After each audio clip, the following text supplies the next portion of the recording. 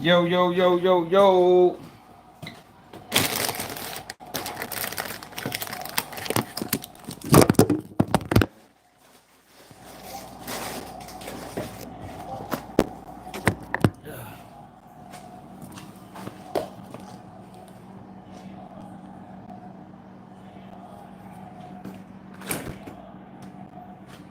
North Memphis. Come on with that bullshit, North Memphis. Man, a rat. God damn it.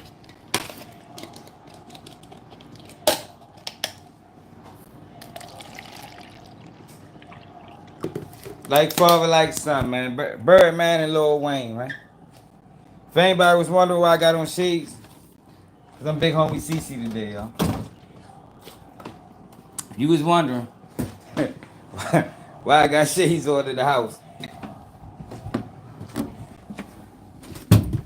so I can lie to y'all and you can't see my face. You can't see my eyes. You know what I mean?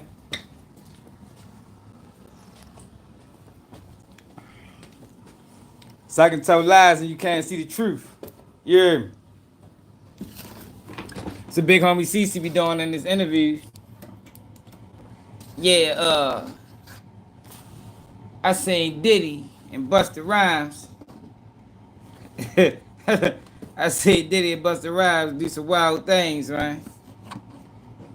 I got shades on so you can't see my eyes. So you gotta believe me. You ain't got no choice but to believe me.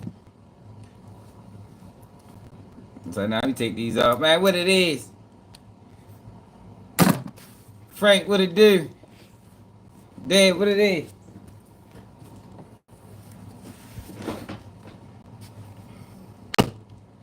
Um, get my real motherfucking glasses. Let me get my real glasses, man. Enough of big homie CC, man. Lying ass. Lying ass nigga, man. Fuck it is. Y'all supposed to went live way early today, but I ain't gonna lie, I be tired. I was ready to go. I was ready to take a nap. I said, nah, let me get up. Get up, get myself together. Man. They say like father, like son, man. Alright? That's where Finesse 2 times fucked up at. Fuck around with Lil Kane. You know what I mean?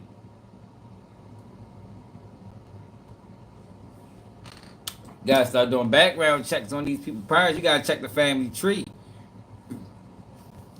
The roots might be fucked up. Might be dead roots coming out the tree.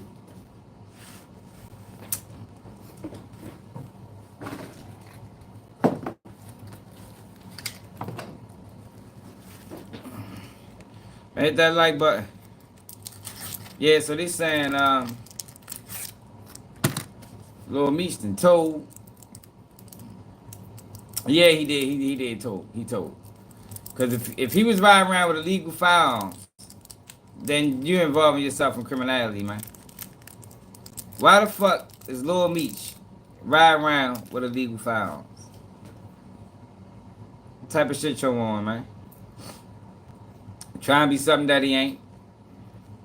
That's what happens, yo, when you try to be something that you ain't. So let me go to the footage real quick.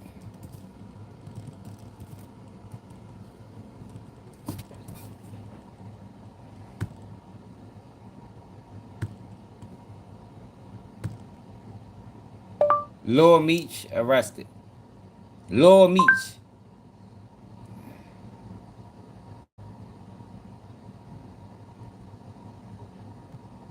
Where's the whole video footage at?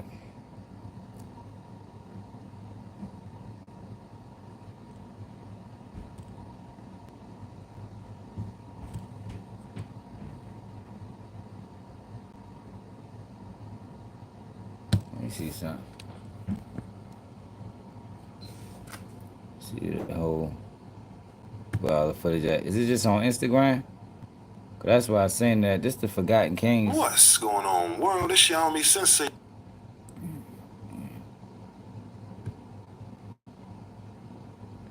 That shit must just be on Instagram.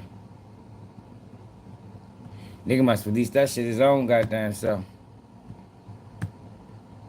I actually seen this last night. But I think it was making waves all. I ain't even really watch it for real. I just seen it.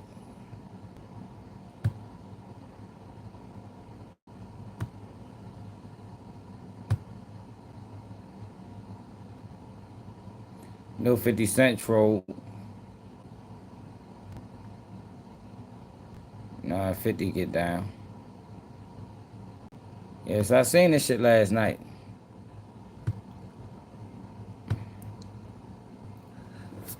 Yo, set your man up. This what made them search me again, asking about the other stuff. This nigga Meech crazy.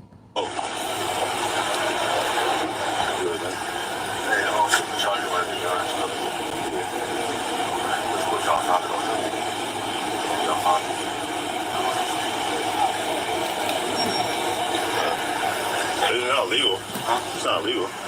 It's not legal. It's not legal what? To have a firearm. I'm talking about the other guy. Huh? Talking about the other guy? Yeah. Hey yo, this hey yo, fuck no. Hey yo, somebody need to beat his ass. Yo said, dog, it ain't illegal to have a firearm.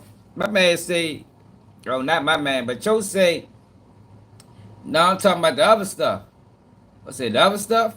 He said, the other guy? You're like, the other stuff. You gave him the head and all that and everything. That's one of them situations where a nigga get booked to be like, yo, they got us. They got us, yo. No, nigga, they got you, nigga. What you talking about? They ain't get us. Yo, now watch this shit again. This nigga crazy. Oh.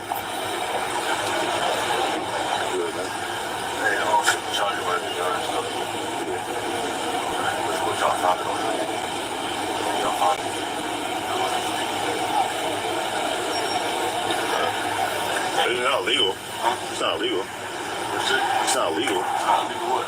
To have a firearm. I'm talking about the other guy. Huh? Talking about the other guy?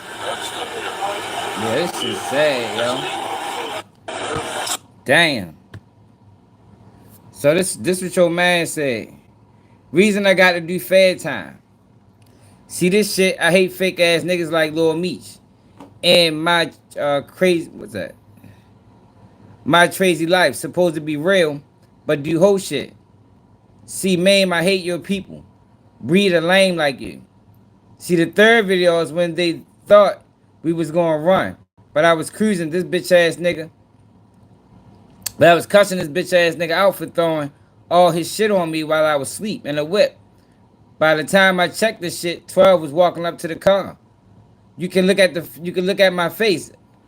I was hot. I then lit up. I broke a cigarette, shook my head. 2 videos. He admitted he was sorry and was going to pay me back, including being disloyal to 50 at the same time, etc.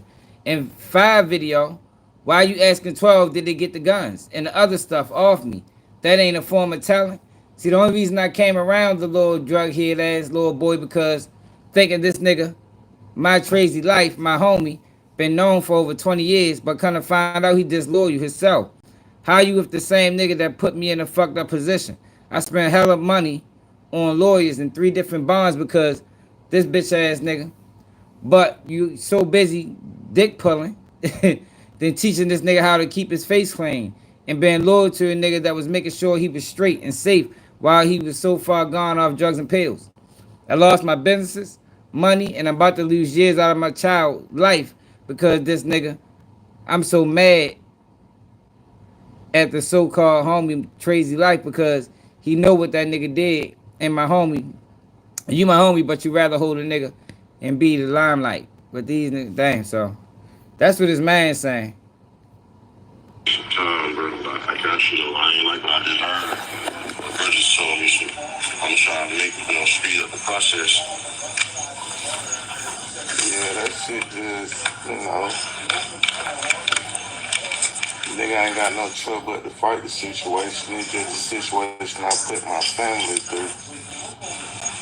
That's not right though. I'm thinking that was gonna be handled already, so I really took a chance on using the money I had saved up for my family. Yeah. I apologize for that.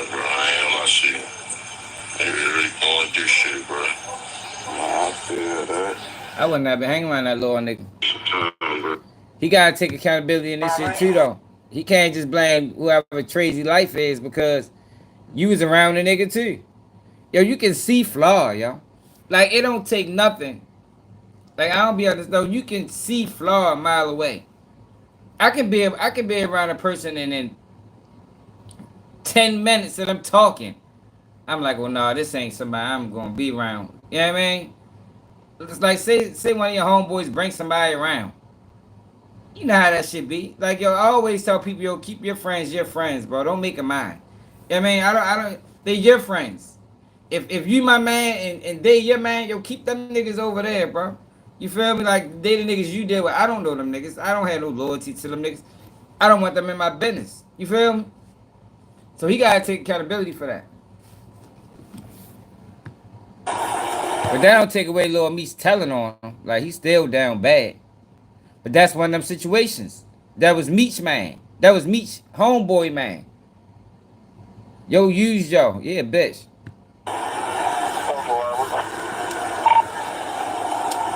Hey, this is 3280. We have Demetrius Fleneroy detained on a traffic stop. For real. I know he was a suspect in one of your guys' cases. And we have his passenger in custody with 269s. I was just updating you.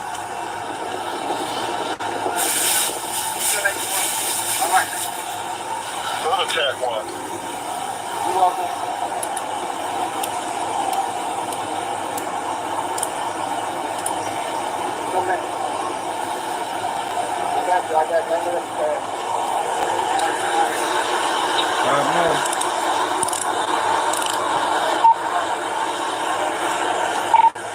Robert, you up on track 1? What's the nature of the last one? Right. We have Demetrius Fleneroy detained on a traffic stop. I know he was a suspect in one of your guys' cases. And we have his passenger in custody with 269s. Yo, just watch my 6. Just watch my 6. Just watch my 6. Yeah, please. Thank you.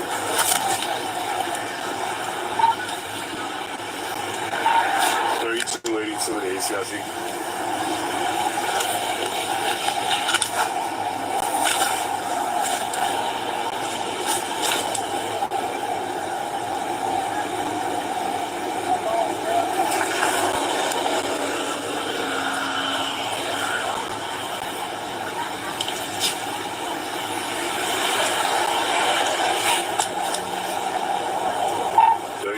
To the ACIC.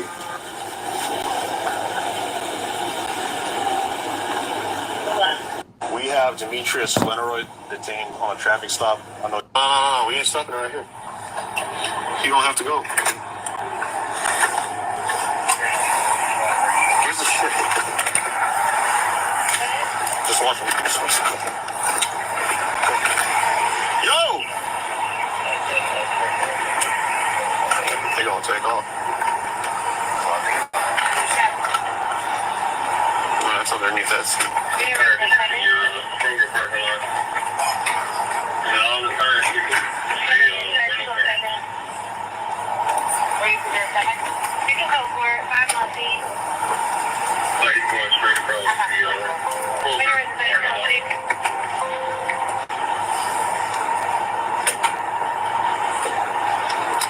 Yo, where's the...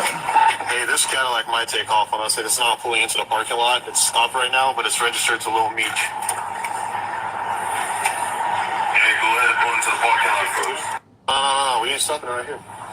Yo, where's the video? He was a suspect in one of your guys' cases. Where he say... Where he say,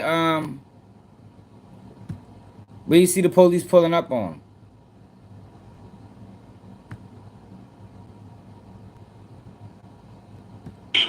Yo, just watch my 6. Just watch my 6. I got you the line. Watch my 6. Yeah, I got please. Thank you.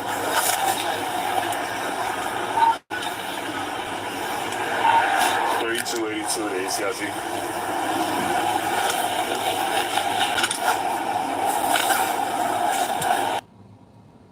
Yo, he said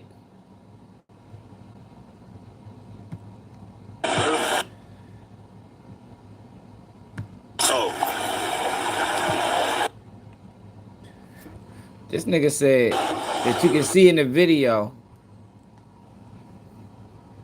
that I didn't know what was going on, but where the fuck is that video at? That nigga down bad. Yo told on yo, man. That's why yo, you don't fuck with your friends, man. They're your friends for a reason, y'all. Keep them niggas that way. Oh.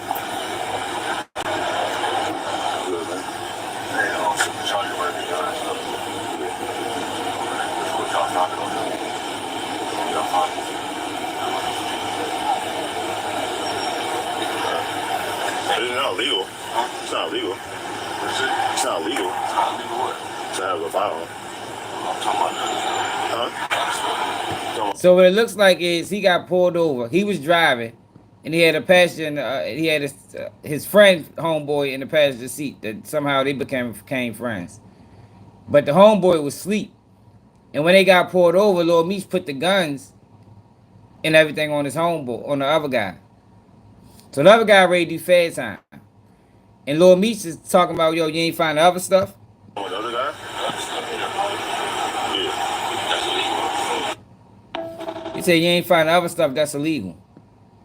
So, yo, this nigga crazy. Just like his father. Chip off the old block. Chip off the old block, man. That shit crazy. Yeah, we need to find that whole video, man.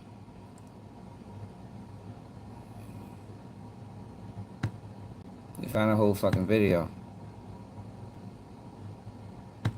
Yo, just watch my 6. Just watch my 6. So.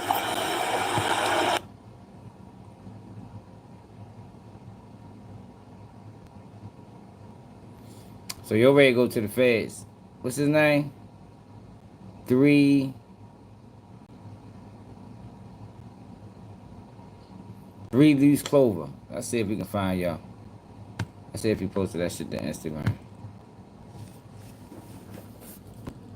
Oh shit, I fucked it up already. Oh. 3 Loose Clover.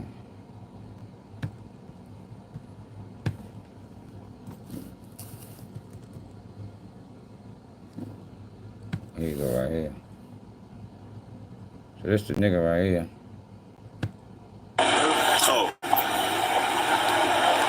Oh, so he posted this shit.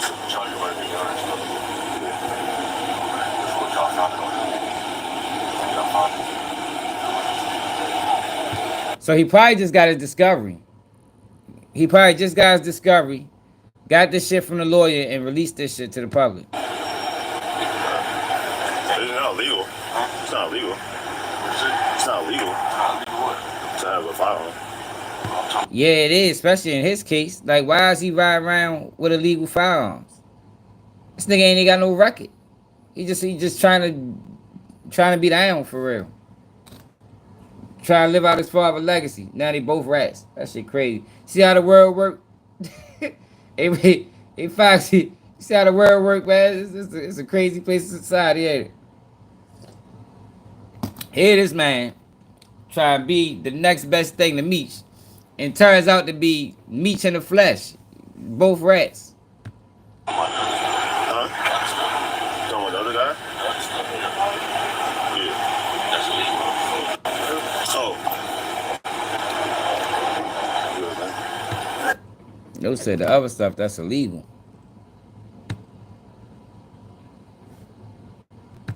It's time, bro. I got you the line like I just heard. I just told me some. I'm trying to make speed up the process. Yeah, that shit just. So this is him talking to the guy that they linked him up with Meech. But like I said, y'all, stay away from your friends, man. I'm trying to tell you. Shit don't go right a lot of times. No. Nigga ain't got no choice but to fight the situation. It's just the situation I put my family through. That's not right, though. I'm thinking that was gonna be handled already, so I really took a chance on using the money I had saved up for my family. Yeah. Yeah, bro, I ain't on my shit. It's a the time I checked the shit, 12 was looking up. Walking up to the car, you can look at my face. I was hot. I then lit up a broke cigarette, shook my head. 2 videos he was admitting.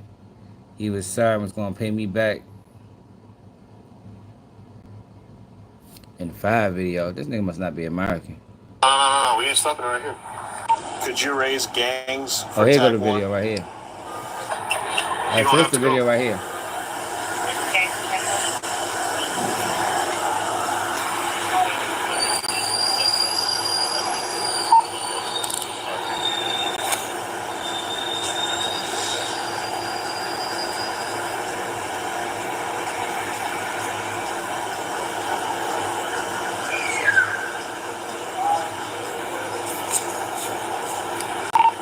Gangs you up.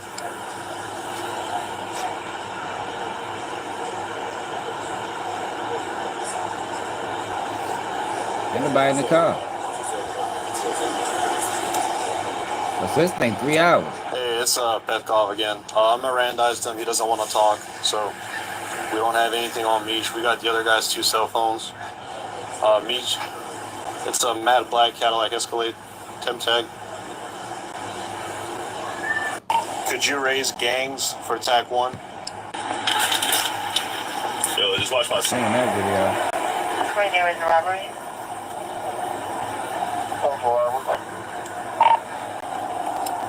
Hey, this is 3280.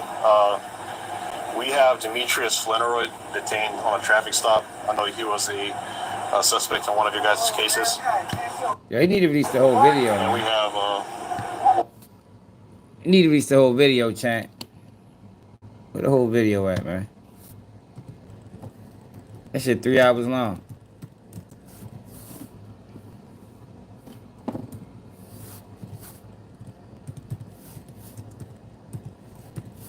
I hate when niggas do that. Like you just post a video. I mean, it's obviously a nigga told, but you post a video, but you only posting excerpts of the video. Nigga, if you gonna post a video, release the whole motherfucking video, nigga. Don't release that shit at all, nigga. bitch, what you looking at? Release that shit at all, man. Hey, yo, I mean, it's no surprise Lil Meech a rat.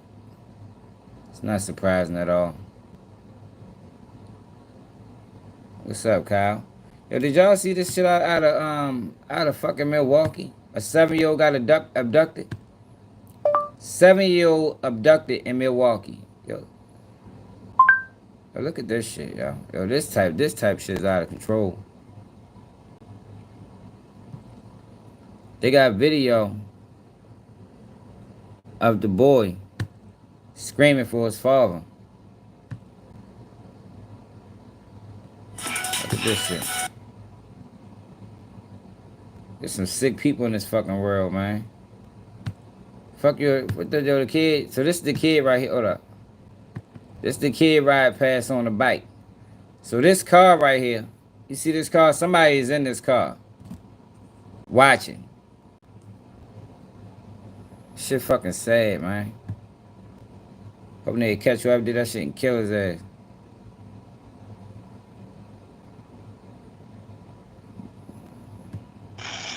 A child was abducted in Milwaukee yesterday.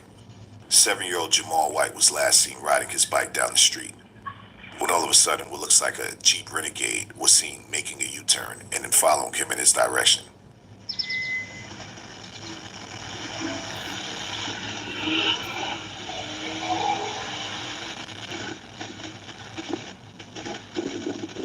The abduction wasn't caught on camera, but you can hear the screams in the background.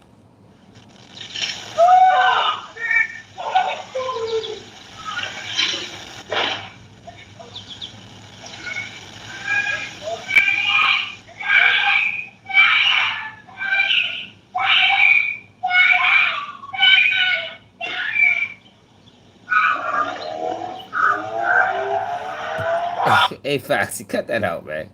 Don't bring Diddy into this. Diddy is a sexual deviant. He's not a predator, man. This is some predatory shit. Somebody need to find his ass. Like, yo, yo, this shit, man. Yo, this fucked up, yo. I don't get that. Like, fuck, I don't understand that. Like, yo, even if it was some type of beef, yo, handle that shit with that man, man. The fuck his child got to do with it? This little boy screaming and shit.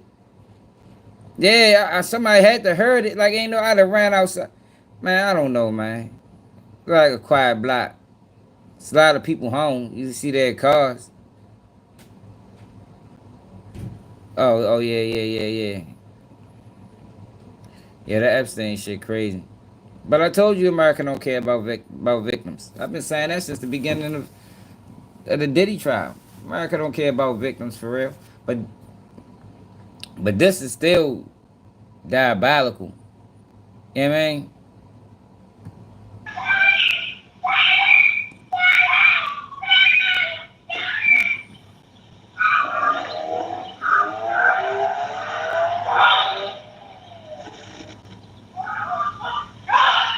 A user on Facebook said his father was with him, but I don't think he was able to get to him in time. If you see this car or have any information regarding Jamal's whereabouts, please contact authorities. Fucking kidnap that boy, man. Yo, that's fucking crazy, man. Did it hurt him? That shit down there put me in tears listening to that shit, man. What the fuck what the fuck the news saying? That shit should be all over the fucking news.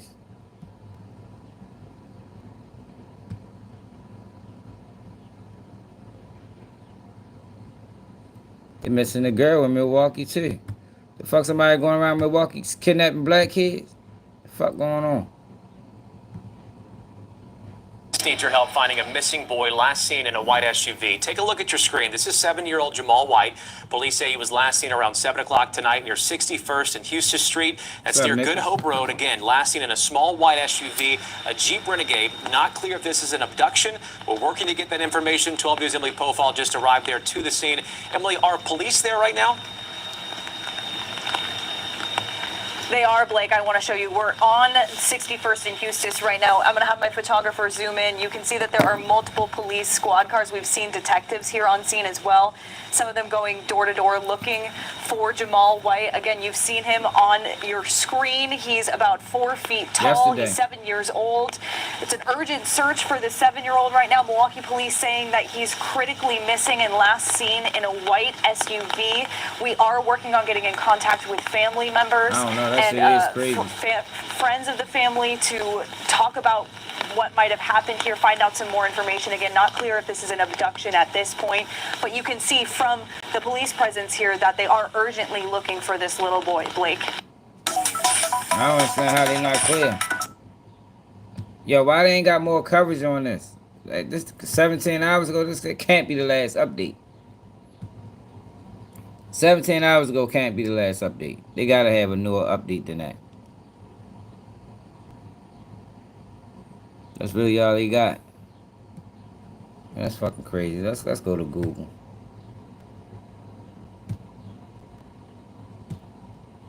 Seven-year-old kidnapped in Milwaukee. I got the latest for 7-year-old kidnapped in Milwaukee. The first headline, from people on MSN.com, is, Boy, 7, abducted in Milwaukee by suspect allegedly armed with a handgun. We haven't gotten any sleep, family says. Kidnapped at gunpoint. This is 6 hours ago.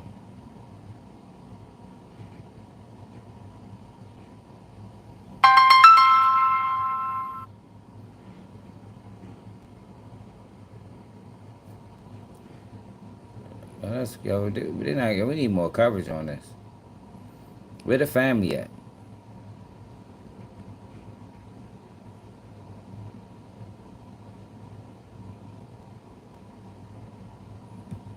That shit crazy.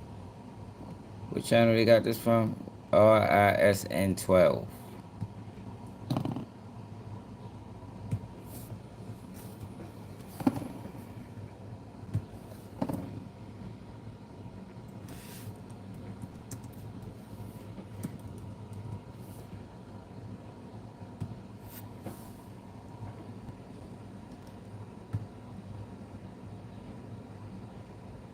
It's the same shit that we were just on. Damn, that's crazy. Yeah, but you would think it would have more coverage than this. Like, this shit ain't getting no coverage. Like, 17 hours really the last update? We should be getting updated with this shit up to the minute. For nearly 50 years, Harbor Freight has been a reliable source for the widest Yeah, like variety we of should be tools. getting up to the minute updates on this.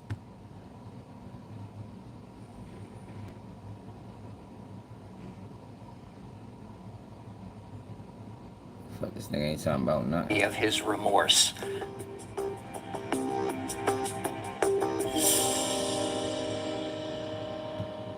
The situation with Jericho. Man, we don't care about that shit, man.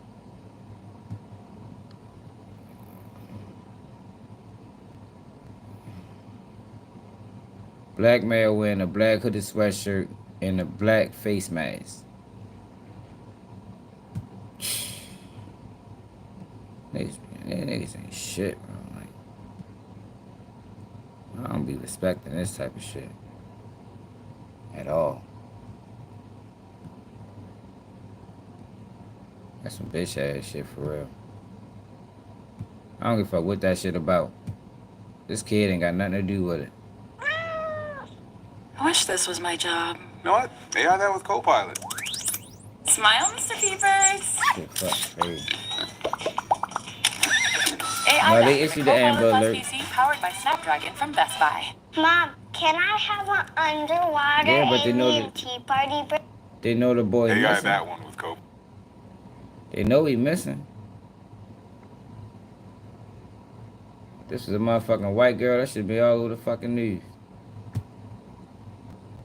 30 seconds. All you get is 30 seconds. Missing 7-year-old boy. Officers say boy. And right now, MPD officers need your help finding a critically missing 7-year-old boy. Officers say Jamal White was last seen around 7 tonight near 61st and Hustis. He's about 4 feet tall, 80 pounds, with short black hair and brown eyes. He was last seen wearing a white t-shirt and black shorts. Also last seen in a white Jeep Renegade SUV. If you have seen this child, please call MPD District 4 at the address you see right there on. Yo, this is strange. Yo, this is odd, yo. Like, yo, they're not saying nothing.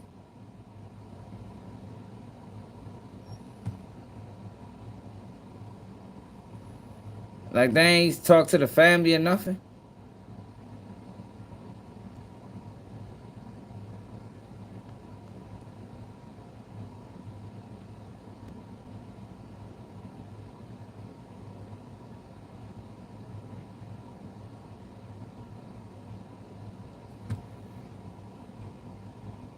Yeah, that's how we got this. We got this from a Ring camera.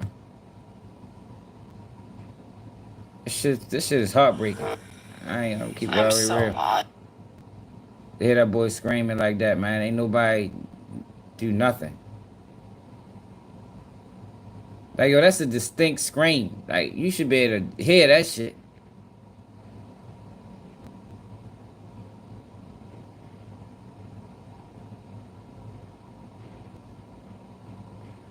Yeah, but somebody, you would think, though, Shawnee, somebody would say something. The news, like, they're not giving us no information.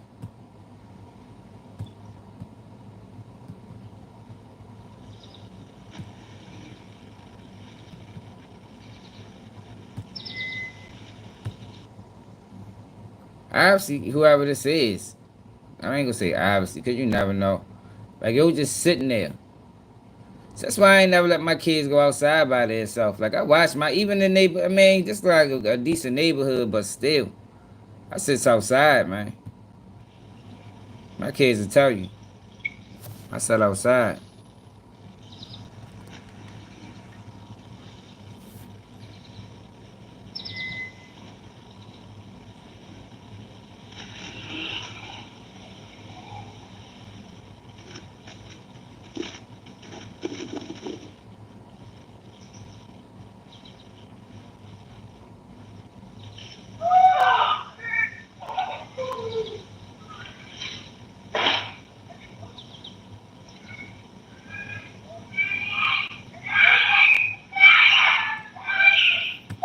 I can't listen to that, yo. I ain't gonna lie. I can't listen to that. That's just, that's crazy. I can't listen to that again. Ain't no fucking way. I don't know, man. I don't know what the fuck I do. I don't know what the fuck I do, yo. What's up, Key? Yeah, I can't hear that shit no more, man. I'm mad that it's not getting no attention. Be honest.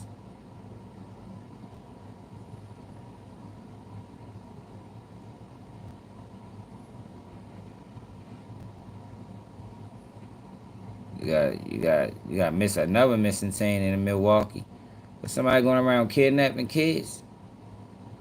Another critically missing teen. 13-year-old girl. The fuck going on in that case? See, this is what I be talking about, yo. It's real victims out here, man. Not Cassie and 50 baby mouth.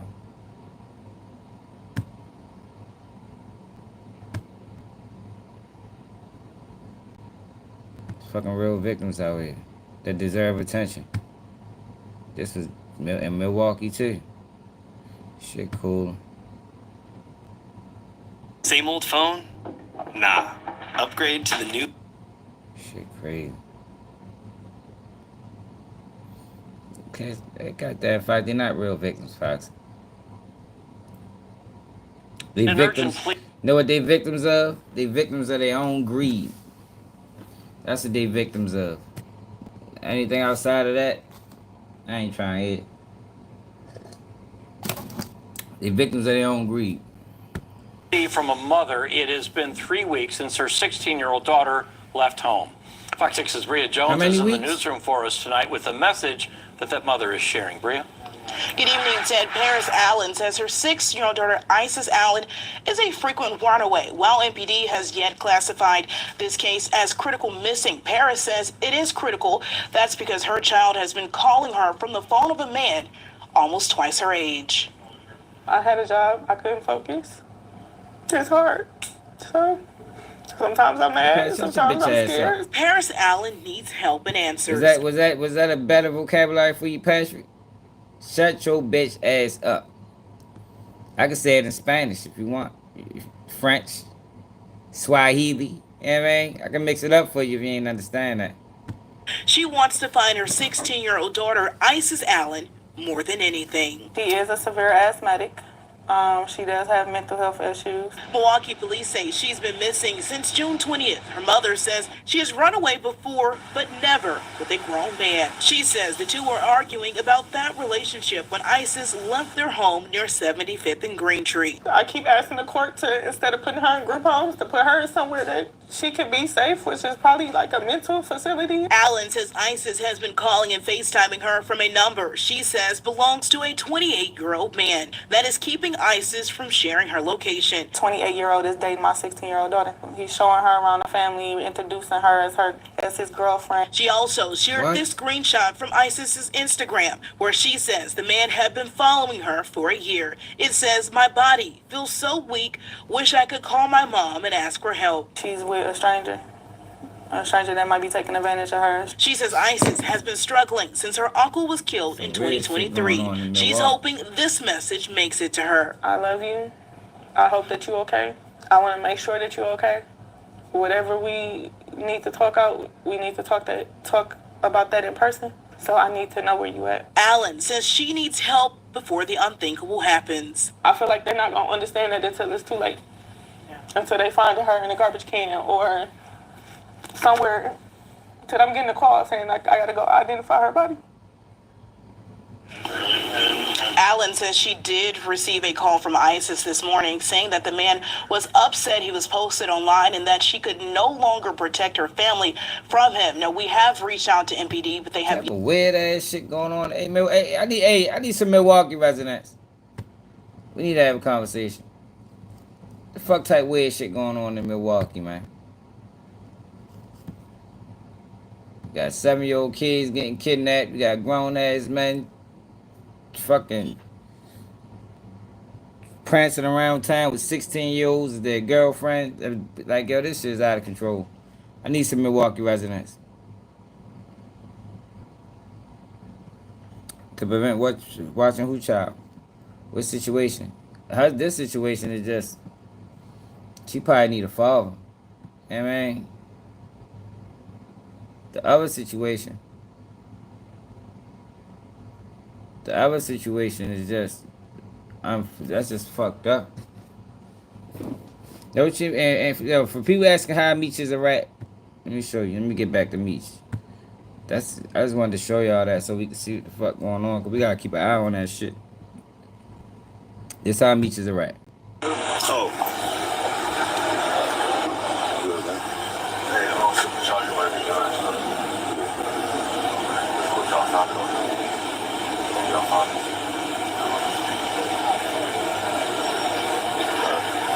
It's not legal. It's not legal. It's not legal. It's not legal what? To have a firearm. I'm talking about the other guy. Huh? Talking about the other guy? Yeah. That man got pulled over. That man got pulled over driving. His man had some shit on him that the police didn't find. He in the back seat like, yo, did y'all find the other stuff? He like, we know the gun's not illegal. He like, what? Not illegal? I'm talking about the other stuff. He said the other guy? He said, yeah, the other stuff. So that made the police search the other guy again and found some other stuff. So yes, Lil Meech is a rat. It's confirmed. It's fucking snitch. Yeah, yeah, Lil Meech a wild motherfucker.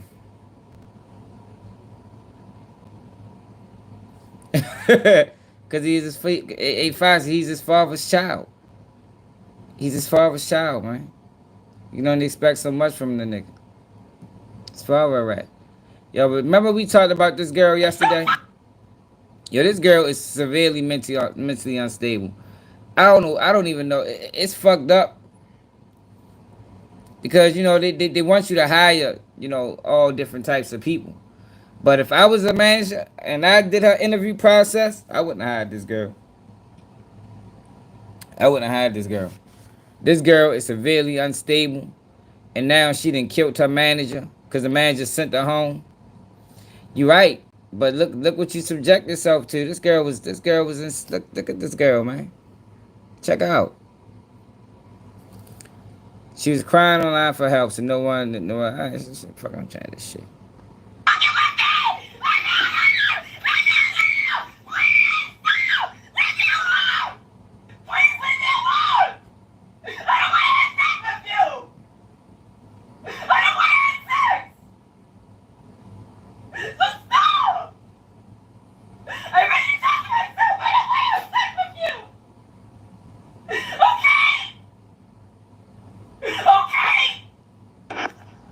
Like, he always like look at me a certain way or something, and I told him that like I don't want to have sex. I told him that. So that's true though. I agree, but like, I agree with that. Can't have it both ways. You know, sometimes he would give me something to eat or something if I didn't make anyone on Instacart. I get that. So she was but homeless? I told him like I don't want him thinking that that I owe him that just because he do that for me sometimes. So she was being I want him sexy. to think that I owe him sex. So now, like, after I told him that, it's like he's been crying and crying and telling me he think I use him. Dismissing everything that I do for him and did for him. Dismissing the fact that he had this condition that he'd been going through for a long time and nobody can help him. But me, I helped him get through it. And I cook, and, you know, I don't have a lot of money, but I still make money at work. It do sound like he was sexually abusing. She probably was dealing with a lot mentally, but man, I don't know, like that's a tough one. You know, that's a tough situation to be in, man. But I guess as a manager, you know, you faced with those type of situations where you gotta determine safety over insurance you know what I mean? I don't know, y'all. That shit crazy. You know, I don't have a car right now. I'm still working on getting a car. and he feels like I owe him sex, and now he's mad and crying and trying to make me feel guilty. I need to, cause. So also, she probably needed somebody to talk to you, man. You know what I mean? And now I'm starting to see. Now it's starting to make sense, right? Why she react the way she reacted. You know, when she was getting sent home. And because all right. So look. So if you look at this video, and you compare it with the other video, it makes sense now. Let me go to the other video. Shorty was dealing with a lot outside of work, which is nobody's fault, you know. But you still got to be understanding and toward people's situations. So you figure she got that shit going on at home, and this sounds like this was before the McDonald job, because she was talking about working Instacart. Then you go to work, and you keep getting sent home at work. And it looked like she was already mentally unstable. What the fuck is that video at, y'all?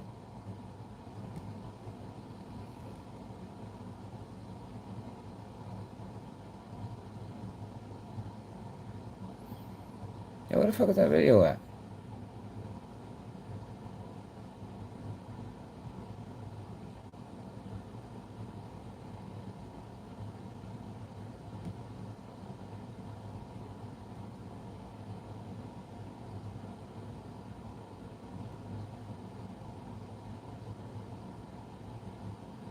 How many days ago was that? That shit wasn't that long ago. I found it on YouTube. McDonald's worker killed by employee. Fucking stupid shit.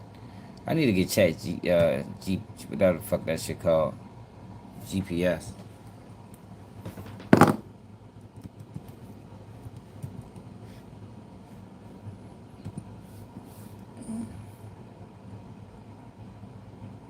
And we watched this yesterday.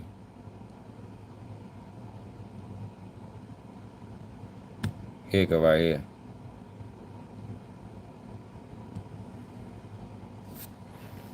With Monday.com's intuitive work management platform, you have the power. Not IT, not admins. You're in charge.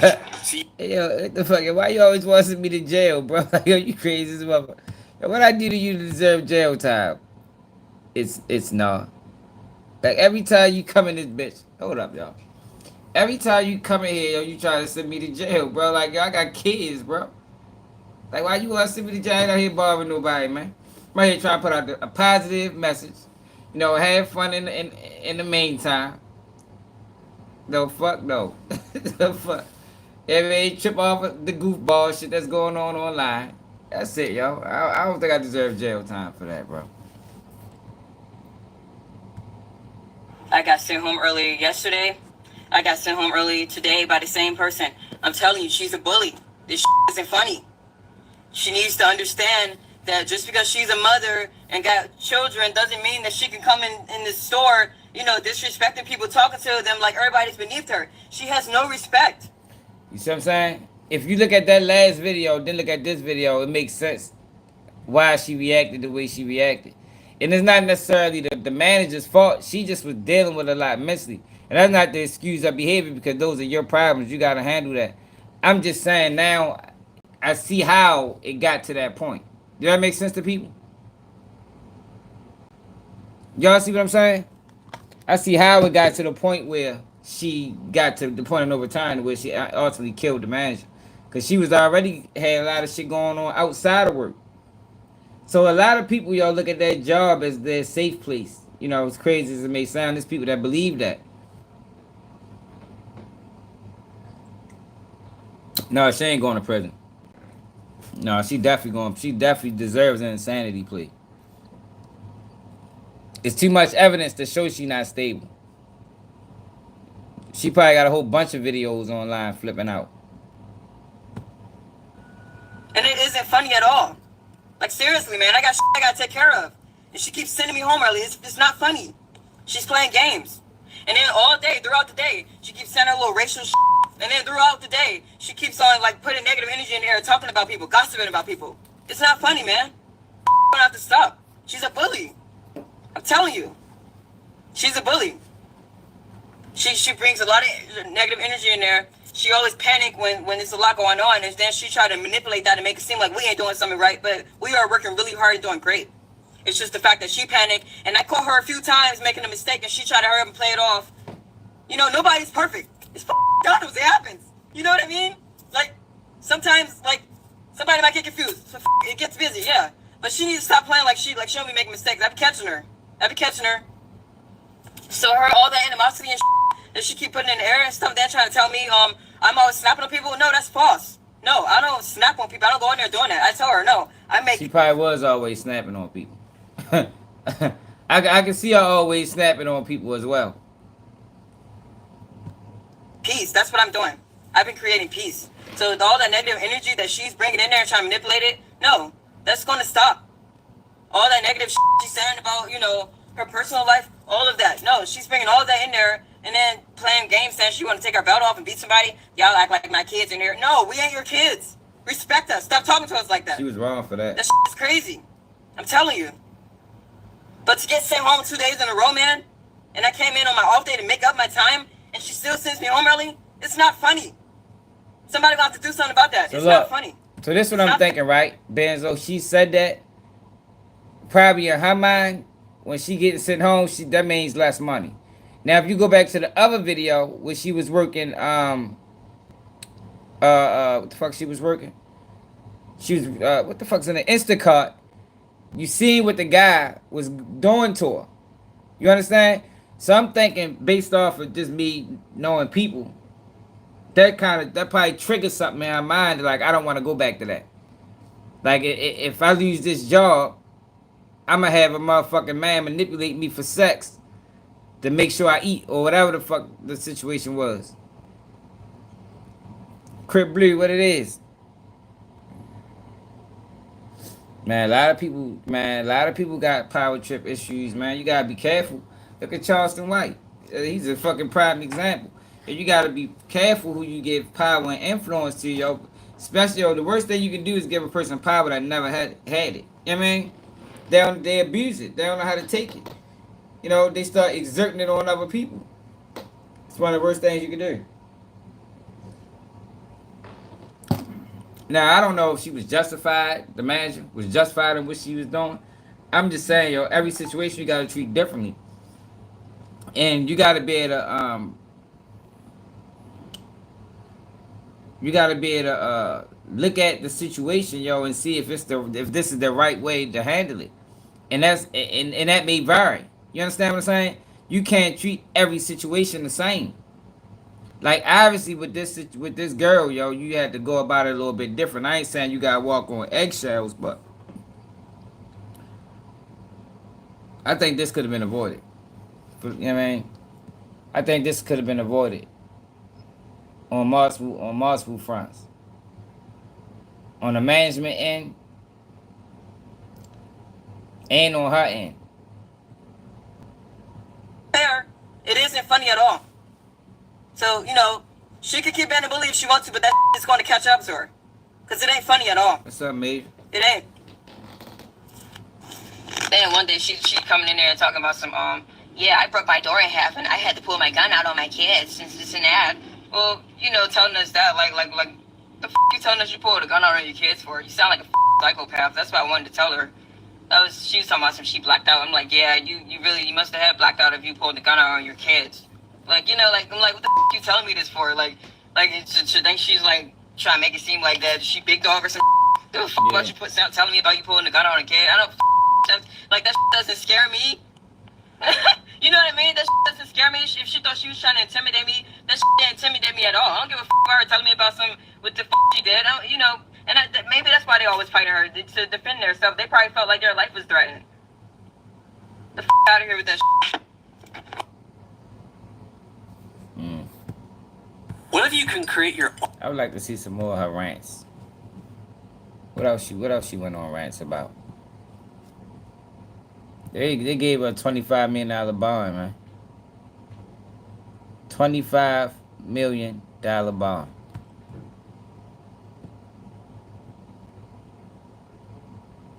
But yeah, I don't think she gonna share do no jail time.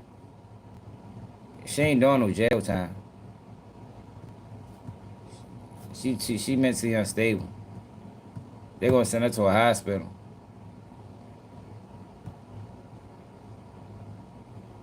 They're gonna send her to a Our other hospital. top story at 5, we're getting our first look at the woman now formally charged with stabbing a McDonald's manager to death. Yes, this is her mugshot right here. Afeni Muhammad faces 1 count of first-degree murder in the death of Jennifer Harris, a mother of 6 children. Here she is with her children posing for that photo.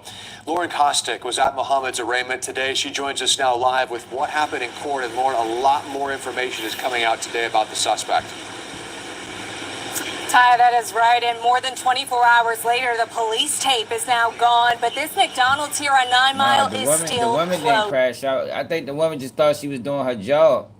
But you can't treat everybody the same. You know, you got to treat people on a case-by-case basis. She might do life in a hospital. This girl mentally disturbed, bro. Hey, listen to her. She mentally disturbed.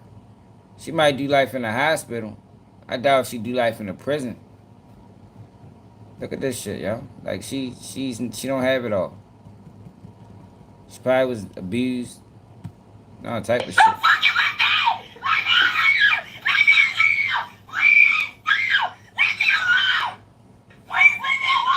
I guarantee she get an insanity plea. She's gonna get an insanity plea. Man.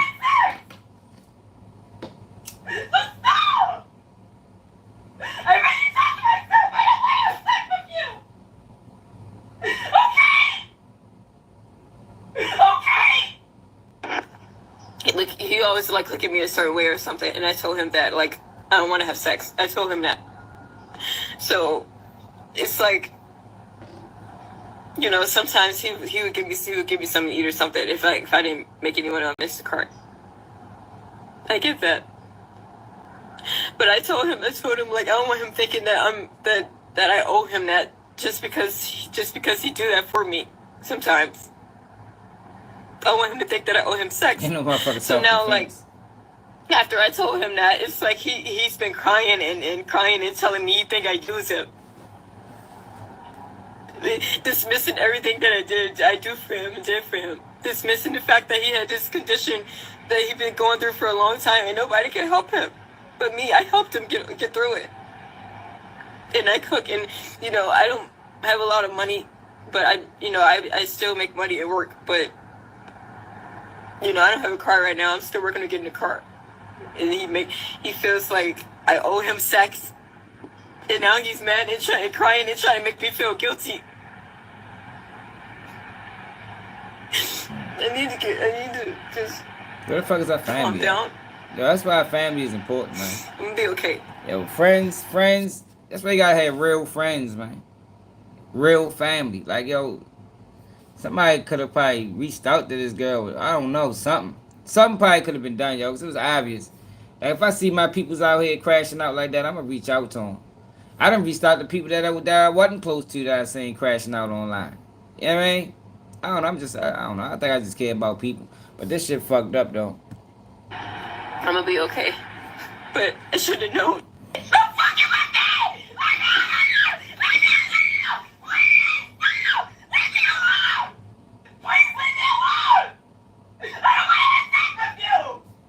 She got some issues, man. That's fucked up. That woman had to lose her life, though. And tonight, we're also learning more about the suspect, including videos she posted to her Instagram just days before this fatal stabbing. Inside 38th District Court. Ma'am, do you understand the nature of the charges against you to your satisfaction after talking to your attorney? Yes. 26-year-old Afeni Muhammad appeared over Zoom from jail. Yes, now charged with first-degree murder and given a $25 million bond. She is accused of stabbing her manager, Jennifer Harris, at an East Point McDonald's off 9 Mile. Police say Muhammad was sent home early. but returned with a knife. When Muhammad returned to stab Harris, she entered the back entrance with a hood mask over her face in an attempt to conceal her identity. She stabbed the victim multiple times. Now look, that might ruin her. Being as though she put a mask on with intent to hide her identity, that might kill her insanity plea. That might by her putting on that mask might kill her insanity plea. Cause that mean you had enough common sense to know to put a mask on. It was a Chucky mask?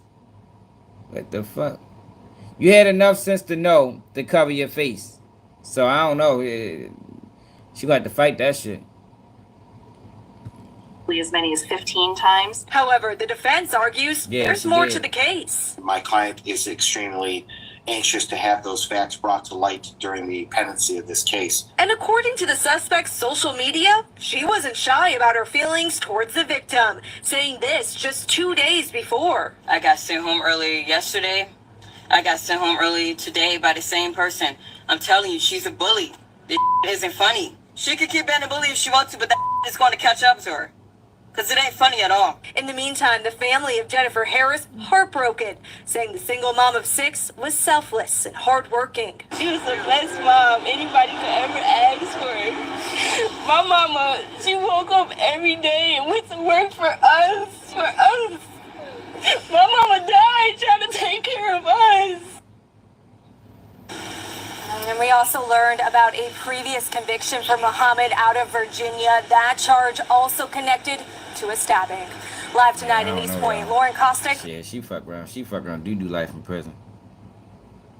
Yeah, see, but that's the thing. See, that's the thing. It's a different. All right, the leaving and coming back is one thing. She can still, in my opinion, she can still plead insanity, being though she left and came back. The fact that she had enough common sense to know to cover your face, they gonna fight that shit. The prosecutor's gonna fight the fuck out of that, cause that shows consent, not consent. What's the word I'm looking for? That shows you made a conscious decision. You know what I mean? That shows that you made a conscious decision. That shows that your intent was to kill this person and get away. And at that point, it's going to be hard to say that this person is insane. You know, because when you talking about somebody that's mentally insane, they don't think about consequences. You understand what I'm saying? They don't think about repercussions. By her putting on that mask, that's going to tell the judge and the prosecution that, yo, you thought about going to jail. You knew that going to jail was a variable option for your decision making. It's going to be hard for her to get past that. I guarantee it come up in trial. We're going to keep an eye on it. I mean, not trial, but I guarantee that shit come up arraignment time or something. One of them pre-trial hearings. But look, now we got Jane Dale, y'all. Now, y'all, we done finally figured out that Jane Dale got Biggie murdered. You know, we standing on that shit. But listen to some of these stories, man. Like I think he's told this story years ago.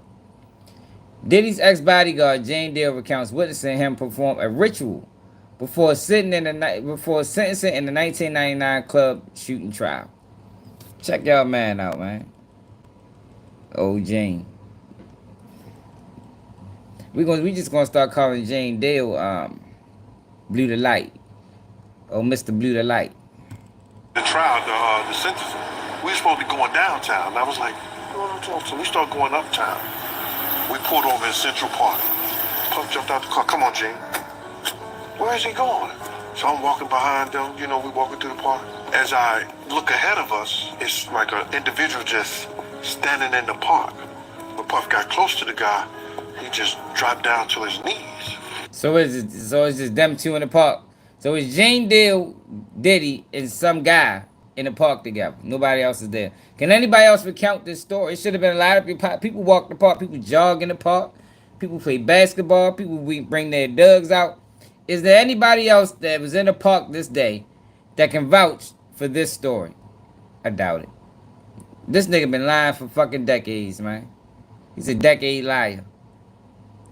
No, Jane Dale ain't shoot back. That's why it's his fault. Jane Dale ain't shoot back. That nigga blew the light. He was the head of security. He got Biggie killed. And And next thing I see the smoke just going back and forth around Puff. I guess it was sage or something like that. And then he had what appeared to be a Bible in his hand. And he started praying on Puff. You know, he started praying, laying hands on him. After he said what he said, he told Puff, go in this cage. It looked like a dog cage or something like that.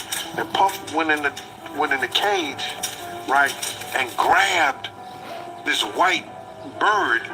Yo, Puff took this white bird and threw it up in there. And the bird just fell to the ground. Boom, like it was a brick. I was like, oh, shit, there go Damien. Yo, do y'all believe this dumbass shit? Yo, this nigga. How the fuck did he get away with telling these stories for so long? Yo, we ready to go back and yo, hold on. Yo, we ready to go back to some J Dale videos. Fuck that. We get to the bottom of this nigga. I'm about sick of his ass. We ready to go back to some old J Dale clips. J Dale. Cause I think this nigga ain't never told the truth. He like Tisa Tells. That's why him and Tisa Tells get along so well. That's why him and Tisa Tells get along so well, man. That nigga said it's the devil, but you work for that nigga. You work for that nigga for 10 years. But he the devil. And you ain't never seen shit. Hold up, y'all. We ready to find some old Jane Dale videos. Because we got the videos. Can we go to older?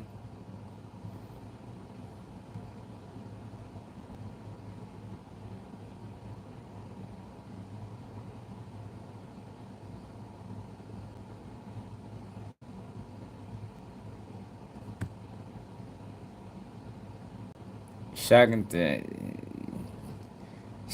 things Diddy did to a Hollywood producer at LA Fitness. Let's see what happened, y'all. What did Diddy do? What did Diddy do to the Hollywood producer at LA Fitness, man? Let's find out. Per Jane Dale. I mean, nobody can vouch for these stories. Just Jane Dale. Just Jane Dale and his storytelling. A lot of these niggas should have been authors instead of YouTubers. Like, Jane Dale would have served the community much better being an author. What's up, Jenna? He could have been an author, yo, and put out some great books. Children books. You know what I mean? He could have did something great with his time, man. Instead of this shit.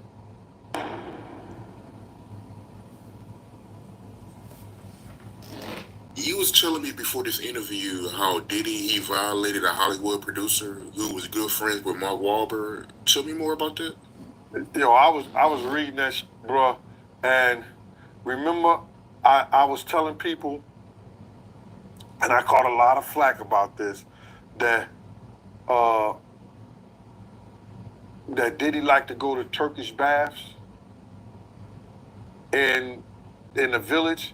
And a lot of the Turkish bath places that we was going, you know, the clientele, when you could see them walking in there, that they were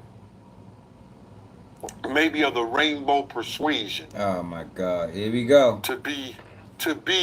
Here we go. But you went there though, bro. See, that's what I'm talking about. But that's why I be on his ass. You talk all this shit about Diddy, but you was there. You ain't say nothing about it when it happened. So you went there. So you was going to gay bars, I guess, Turkish, whatever, with Diddy. That's what you was doing. Like that was your job. You ain't take issue with that back then. You ain't say, I ain't gonna lie, Diddy. I know I'm your bodyguard, bro, but you know I ain't trying to keep going to these little gay lounges. And you understand what I'm saying? No, they ain't do none of that. That nigga sat right there and enjoyed the festivities. You heard me? To be thinking about it, they was at the Rainbow Persuasion, and I was telling people that they used to go to he used to like to go to the Turkish bath. You know, we used to be on the outside, and all the other security personnel who ever went with him, we couldn't go through the doors or nothing like that. We just. Nah, you don't. You see what he did? He always do that. Yo, whenever he say these stories, he always, but I was on the outside. You know, I couldn't go in. Or, I heard, but I ain't see. I'm sick of this. Yo, we done with y'all. we done with Jane Dale after this shit. Once Diddy gets sentenced, I don't want to see another Jane Dale interview. I'm ready to hit all the dialogue. Like, yo, stop interviewing that bitch ass nigga, man. He killing us. He killing the community with nonsense. Got everybody believing lies and shit. Front door, wait for him to come out. But you knew they was gay spots. I'm just gonna be 100 with you. We knew they were gay spots. This dude said that he was in the steam room. So what he should have asked him, so why was you there? Fitness. Are you gay, Jane Dale? That's what I asked him. I mean, so, you know, you ain't never take issue with that? I mean, is that, do you jump over that fence too? Yo, you gotta do real interviews out here, man. Like, you swing that way too? I mean, what was the reason you was there? I was bodyguard. I'm saying though, but it's obvious that you had an issue with this setup, right? Oh, yeah, we know it ain't really my. All right, so why was you there? He was paying me. Oh, all right, so as long as he was paying you, you was cool with anything he did. Like, yo, this is how you gotta depict the nonsense with these niggas. As long as he was paying you, you was cool with everything. The minute the check stopped, now it's this. Now we got Jane Dale telling lies and shit. Now, like, we gotta stop taking these people serious, y'all. While at the steam room at LA Fitness, Diddy was sizing them up. And they was having a conversation, and Diddy tried to go down on him and give him a fellatio. Get the fuck out of here. Is you fucking serious? And you sat there and watched. So after, hold on. So my next question would have been to him. So after that, did he get back in the car? Did y'all continue bodyguarding Diddy the rest of the day? Like, because this is my thing, right? I ain't willing to sacrifice my integrities, my morals, my principles for no amount of dollars, no nothing. I stand on it. You heard me? But he acts like he's the same way. That's how he presents himself, like he's a man of honor, a man of integrity. But you sit around and witness, so you say, some of the wildest things, and still was that man bodyguard. You still willing to die for that man. Y'all gotta remember, he was a bodyguard, which means he was willing to die for him. But now this is how you talk about him. Man, fuck out of here, Jane Dale. Now, this is a Hollywood producer just came out and said this. Right. So I thought he was probably having flashback that he was in one of the Turkish bath houses, but he was in LA Fitness, and the dude said I had to beat Diddy at. He had to beat Diddy off of him. Diddy about to get a charge in LA Fitness, bro. That was crazy. The producer said, I think was it John or James Collins, something like that. He said that he had to beat Diddy off of him. He ran to the front desk to get the people to help him because he wanted to, I guess he wanted to do something, like bring charges on and stuff like that. Diddy ran out, and they said he never had a membership. He just used to pay cash to come in all the time. Nigga making shit up. So that's what they having in the LA Fitness, huh? They running it like a Turkish bath, allegedly. Yo, dude, crazy. Dude came out with that, bro. Listen, when I first started telling my stories about how this dude behavior, his attitude, what he did to people around him, I never knew that this was like it is now, bro. You know what I'm saying? So that nigga was blind. And any of the guys who hung with us could never say that this dude acted like that and did that stuff like that. Bruh, you cannot tell me it wasn't the drugs and it ain't the drugs that then took over this man's body, mind, soul, or whatever. It's got to be the drugs, bro. It's got to be the drugs. That's all I can say. For him to try to take a man that's not even willing, it ain't like he was some like MC gagging. Why ain't none of that shit come up at trial, man? They could have brought all these people, all these alleged people that Jane Dale was talking about. They could have brought them people in as character witnesses. Yo, the feds can introduce witnesses that got absolutely nothing to do with the trial. They did it to O-Block. We watched them. And they can be character witnesses. It's not like the state. The feds can do that. Why wasn't none of these people brought up to speak to Diddy character? You know, because that would have made the sex trafficking case more convincing. You understand what I'm saying? It'd have been more convincing. Like, damn, he definitely basically what Jane Dale said is Diddy tried to rape a man, an unwilling man. He attacked him. Like that's what this nigga Jane Dale just said. Diddy attacked a grown man that wasn't willing to go. Like, yo, get the fuck out of here. Yeah, he think it's crazy. That nigga wild, he man. Just trying to get on or something like that. No, this man wasn't even willing. Oh shit! Look, he just said it. That came out. They hit the newspaper. That was in the newspapers this week. That's crazy. He talking about the fake ass lawsuits. Like, oh, he talking about the fake lawsuits. Oh, so now hold up, we read that lawsuit. I don't find looking for it. That nigga talking about the fake ass lawsuits. This nigga crazy.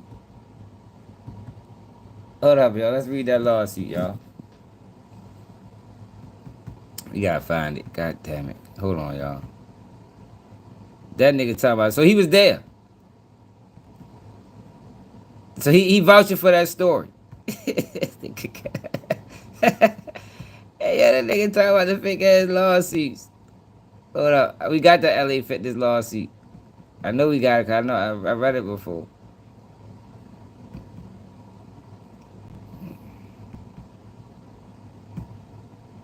So I can say Diddy LA Fitness. March.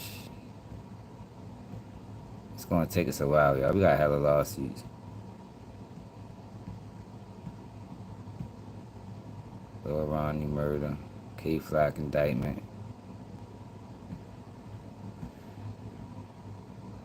What the fuck is this?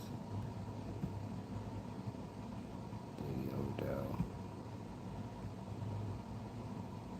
Sarah Rivers sues Diddy. Jay-Z sues Doze.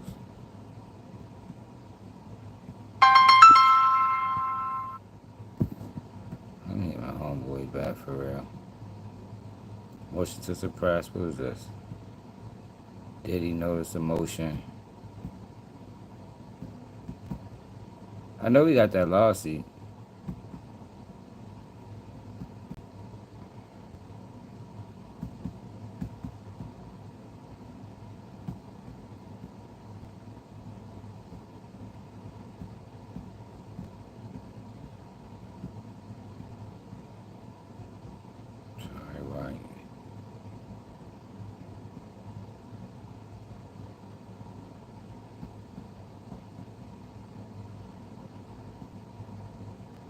Diddy superseding indictment. Chris Brown sues Warner.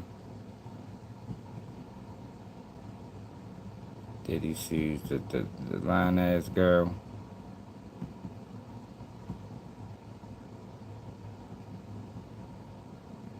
Cassie sex tapes.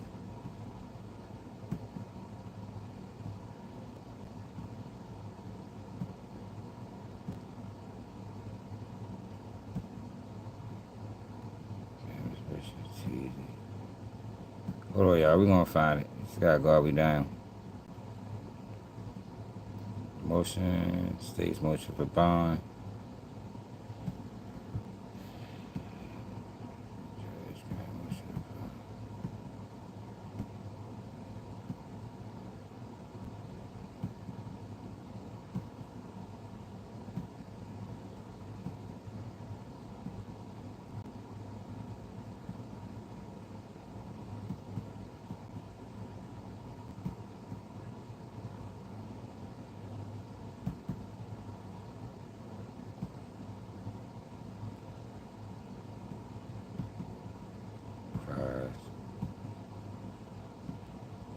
That's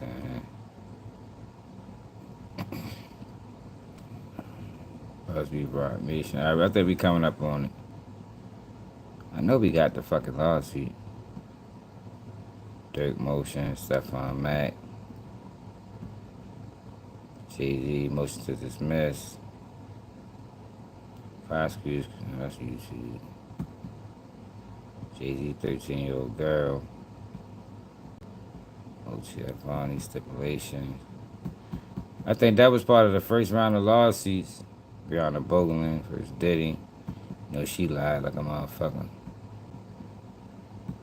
I think that was one of the first round of lawsuits I got. Diddy, 39-year-old man.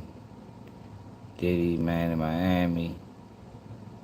Let's see if it's these. Diddy, 21-year-old male actor. 17-year-old Diddy.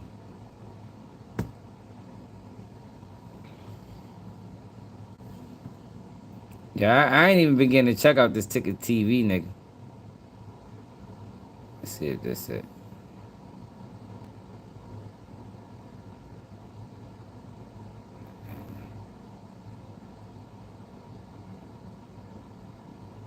Yeah, people keep telling me about you. I ain't get a chance to check yo out yet. You better stay clear if I get on his ass too.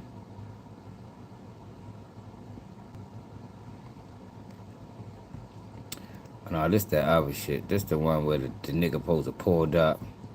Nigga was at the fucking... At the spending time with these men complaining. This some more other shit. That ain't it. Which one is that? Diddy, 39-year-old man. I know we got the LA Fitness one. I know we do, 'cause I remember reading it. I remember reading that shit.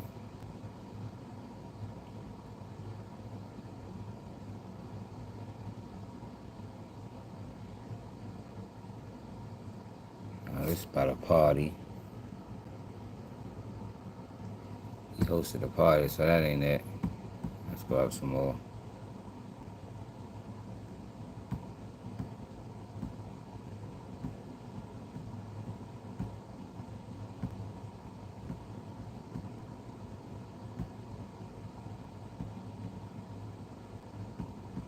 The fuck is this? That's Diddy bail motion. Damn, yo. Maybe we didn't read that one. 'Cause I sworn we read that shit. Common sense. Zero sum.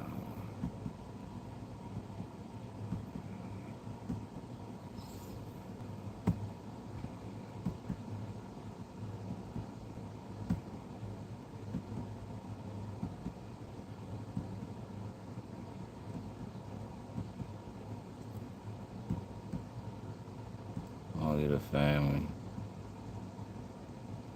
Dirk got locked up in October.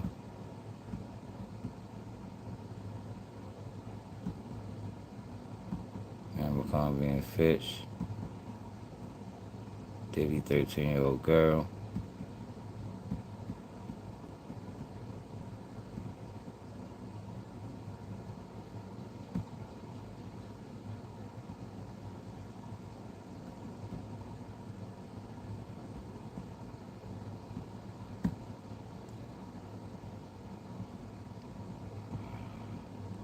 Oh no, that's Divine Button, dude. The nigga that did all that fucking, the white cartel nigga. Diddy raped Ashley.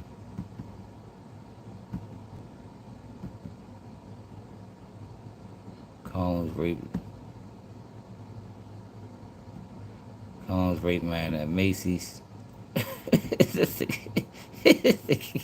Yeah, they make it sound like this nigga David just a... Y'all just been raping people at Macy's, LA Fitness. It's all over the fucking place. Combs, GHB. What the fuck is this? Civil complaint.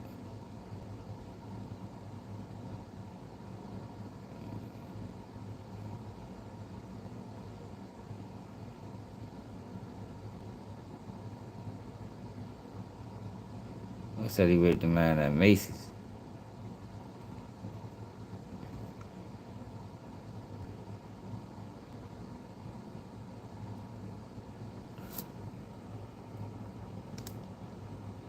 At Royal Reigns Management, a prestigious company based out of New York City, took place.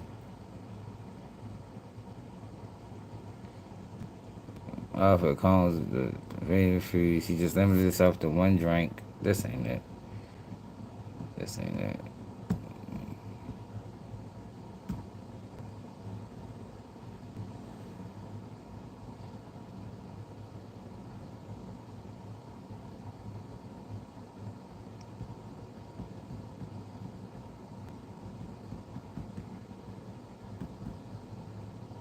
I'm a duck.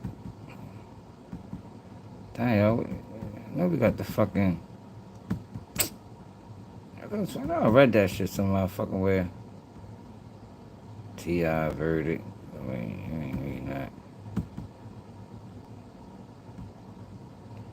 Detention memo.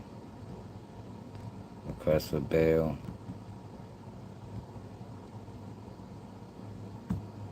Sean Combs indictment. Yeah, so this ought to be to the indictment. This one I had that shit. Indictment. My bad, y'all. Oh, this shit slowed everything up.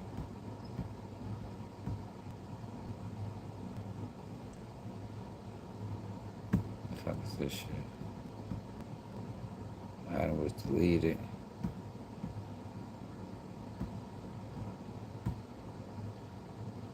Item was deleted.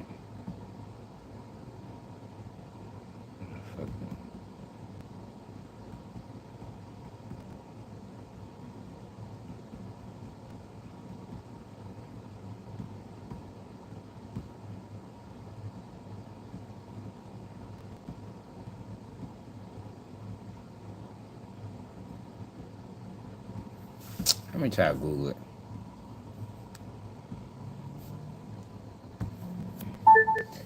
Diddy sued by a man in LA Fitness. According to Controversy.com, on March 29, 2025.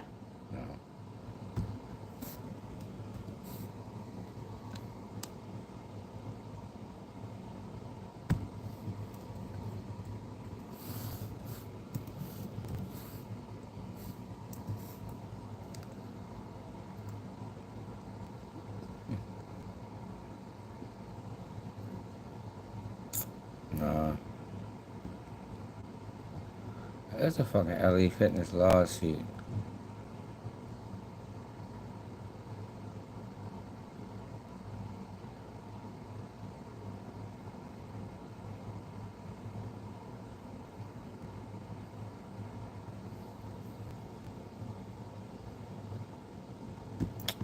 Fuck it. I can't find it. Nobody read that shit. If I should pull it up on my phone.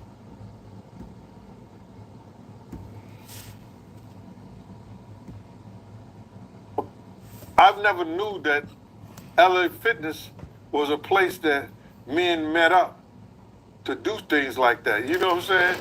I thought it was just a regular gym. I used to take them to the Turkish bath things, and I knew them was gay spots.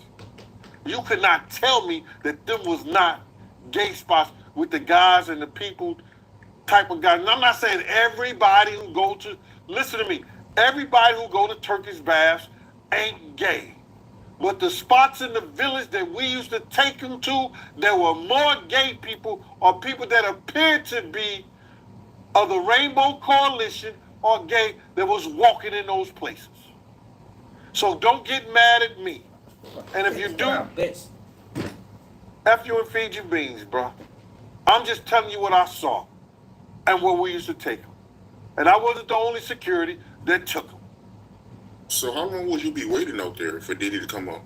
A couple of hours. That nigga crazy. Man, that's the best time. You sitting in the truck chilling. You sitting in the truck chilling. He coming out smiling. He happy. This nigga weird, man. Shit. check your phone right quick. You must be talking about him, right?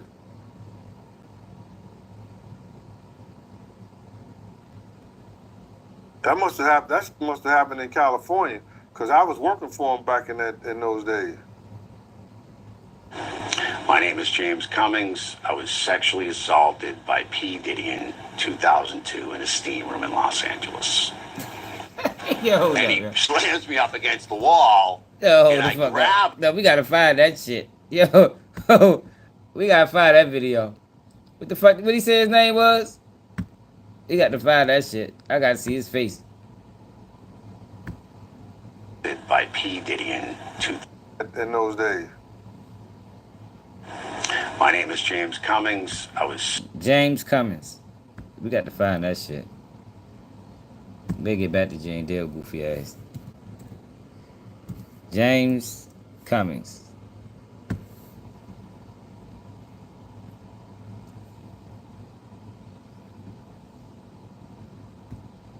Diddy.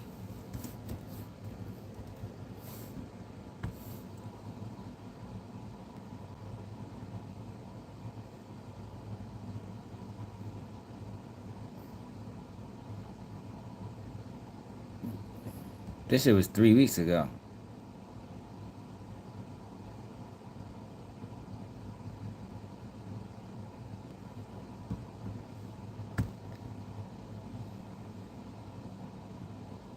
No, I don't know. What am I listening to? Hollywood producer James Cummings has accused Sean Diddy Combs of attempting to force a sexual act on him in a gym steam room back in 2002.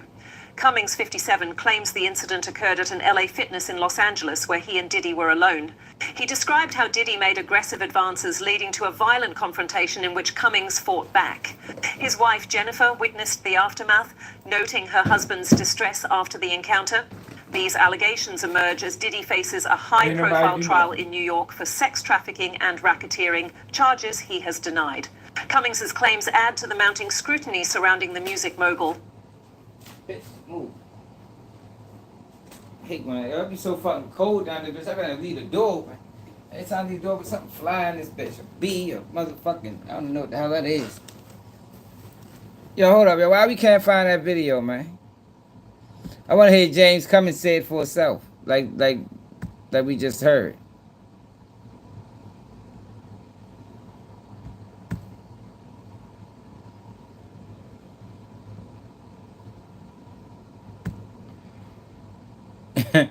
You niggas making shit up, Trajita. He part of the play.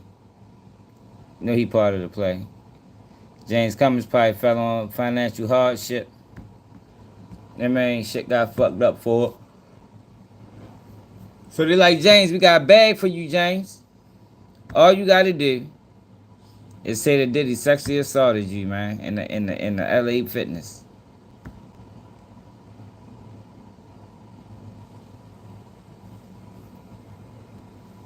That's all you gotta do, James. I was sexually assaulted by P. Diddy in 2002 in a steam room in Los Angeles. And he slams me up against the wall, and I grab him, and he's got his chain. So I punch him in the face because I can't get him off me. He's on me, and he's trying to suck my dick. Hey, yo. Even though I'm... Yo, get the fuck out of here. Yo, where is this video? Hold up, yo. We gotta do it. Where my other phone at? We got to find. You saw that video? We got to find that video. I got to look him in the face while he say this shit. Hold the fuck up, man. I'm gonna find it on my phone.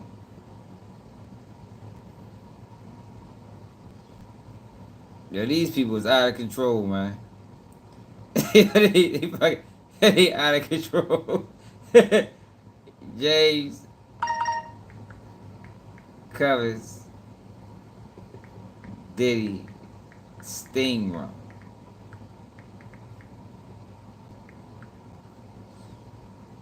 Hold up, y'all.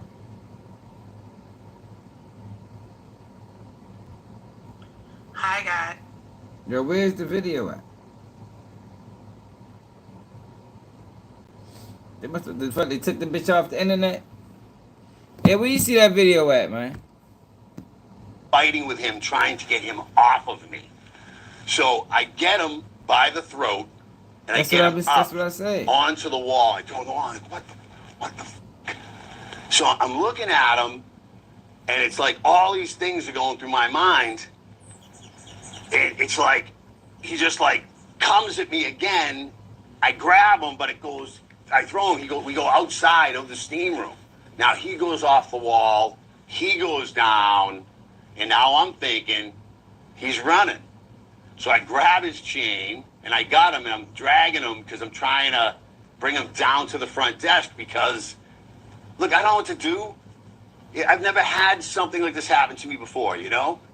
Man. For real? I believe just Puff was just probably on some kind of drugs or something, man. Yeah, that's what it sounds like. The way this, Man, that's just like a fucking lie. Yo say, yeah, that's what it sounds like. That's just like that nigga made that shit up, man. He tell that's what it sounds like. Yeah, these niggas is diabolical, man.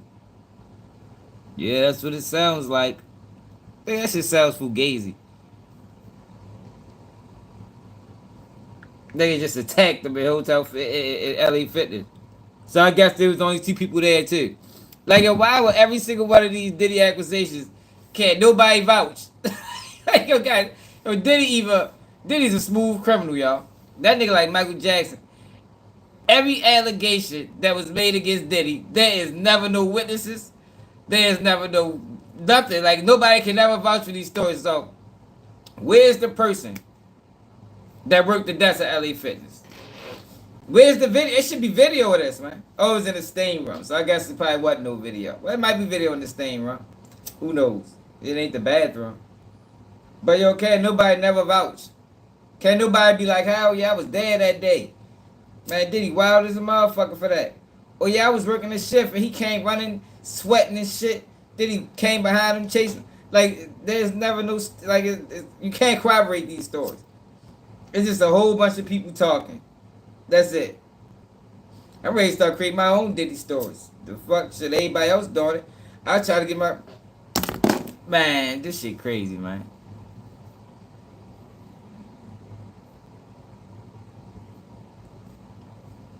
He said it was a song. Nah, these niggas is crazy. He trying to take a dude.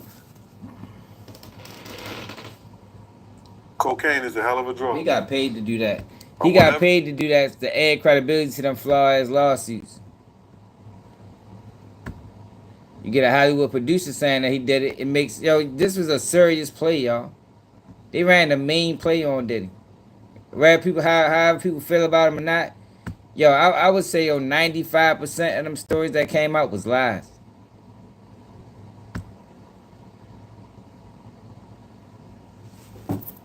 And Jane Dale pushed a lot of that shit. Can't nobody never vouch.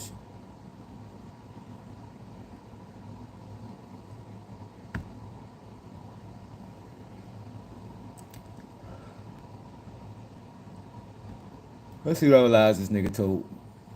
I'm sure he told a whole bunch of them.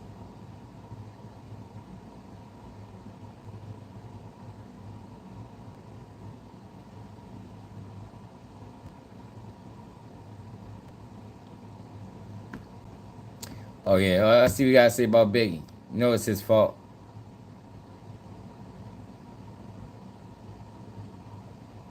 Yeah, I don't know, bro.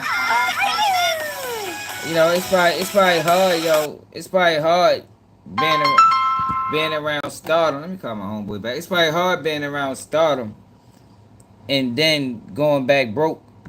And then that person that you was around is still getting money. Could you tell me more about your experience with stardom? For example, What the fuck? Shut up. Niggas still getting money.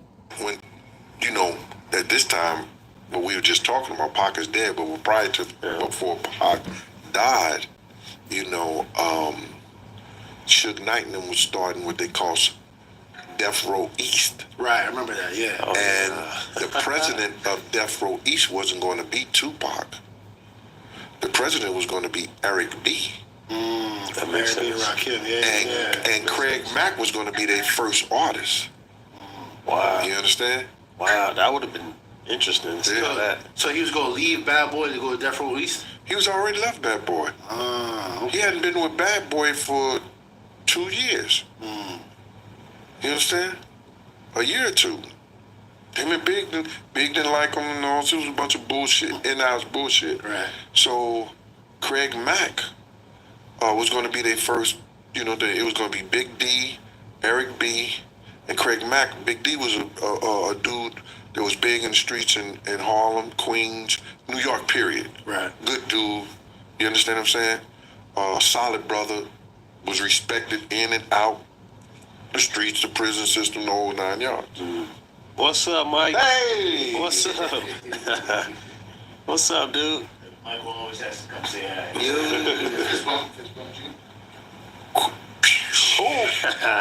going to be a boxer. Yes, sir. Presidential. One thing I always ask myself, I got a lot of friends that do like a lot of executive protection type work. At any point, do you come to terms with the fact that I might have to put my life on the line for this guy or these people? Is that a real thing, or you just kind of put it in the back of your mind like that ain't gonna happen? Man, man. Failure to prepare is preparing to fail. You understand? Nothing beats an ambush. You always on point. You always on ready. You understand? When you out of state, out of lines, kind of on the other side, it's like not so much is under my control. So like going out there, that risk is always going to be enhanced. It's more exposure when you out of town, right? Yeah, but still in all, I don't know, man, but I never went out of my house not thinking it couldn't happen. Right. Even today. Right. I don't think I'm not the type of guy that, just say when I go out on dates. I've been out on dates with people and stuff like that, I'm like this. And then a girl might walk by and, you so disrespectful. Why you always... If you notice, I'm always looking. Hold it down. You know what I'm saying? You just don't understand. It can happen at any time, at anybody. That's a fact.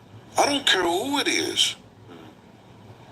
And people, you got to be, it's sad that you have to live like that during your time, but when you've been in law enforcement and you've been in security, it is what it is.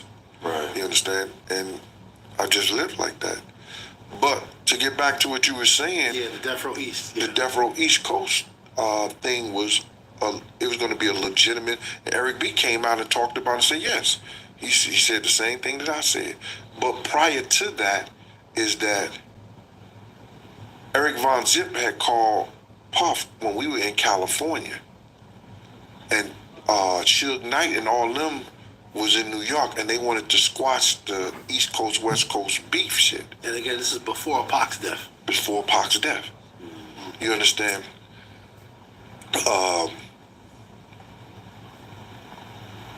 got a call from Haitian Jack. Yeah, the infamous. You know what I'm saying? Haitian Jack. And Haitian Jack could attest to this. He called Zip back and said, y'all making me look bad because all them was partying with Suge Knight and the Death Row people at the Mirage and different places and stuff like that. You understand? So Zip was telling him, man, we trying to squash this bullshit and everything like that. Right. Just give me or you send somebody, you understand, the right to speak for you so we can squash this shit. Right. And everything like that. Puff wouldn't give him that right. Damn. So you had members from the East, members from the West, and all they wanted to do was bring Puff along to sit down and make sure everything was cool, and he didn't want to do it. He didn't want to do it. He thought he was going to owe somebody something. Right. You know what I'm saying? He didn't want to get into that.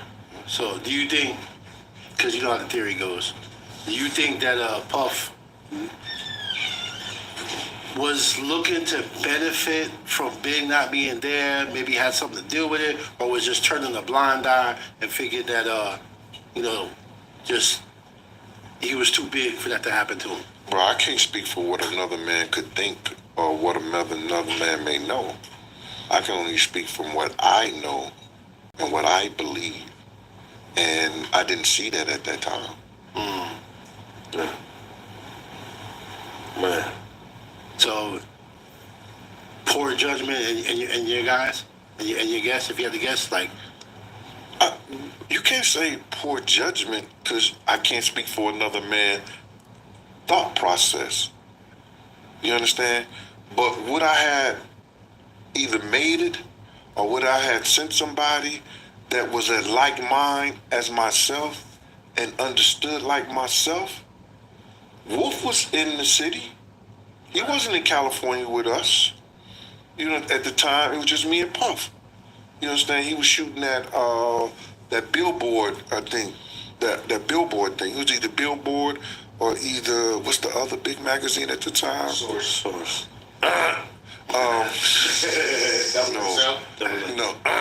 No. The other big white magazine. It was Billboard and Rolling Stone. Rolling Stone. There we go. You know what I'm saying? Thank you. You know what I'm saying? I love how he goes, man. Yeah, you say this is a show, we gotta keep it 100, like you act, talk like you talk. You know what I'm saying? You know what I'm saying? So, he could have sent Wolf. Right.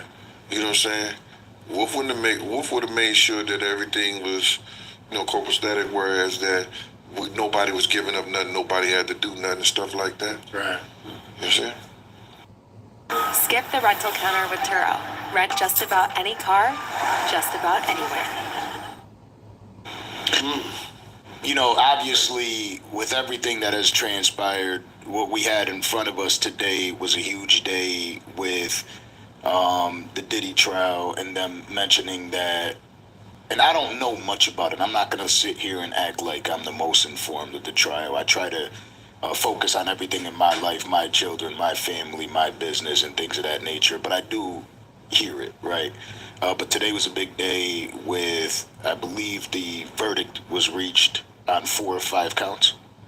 Yeah, but let's get back to what you said before you left. I think that, I know this is your show and everything, but you said something about the Mace thing. Yeah. I really want to address that. Okay, I thought about the issue. Perfect. I thought you talked about it, that's why. No, we didn't. Okay. Because he came with another question, and he came with another question. Okay, perfect. Outside of what you want to do, but I don't want to not get to your question. Absolutely. Like that. I appreciate that.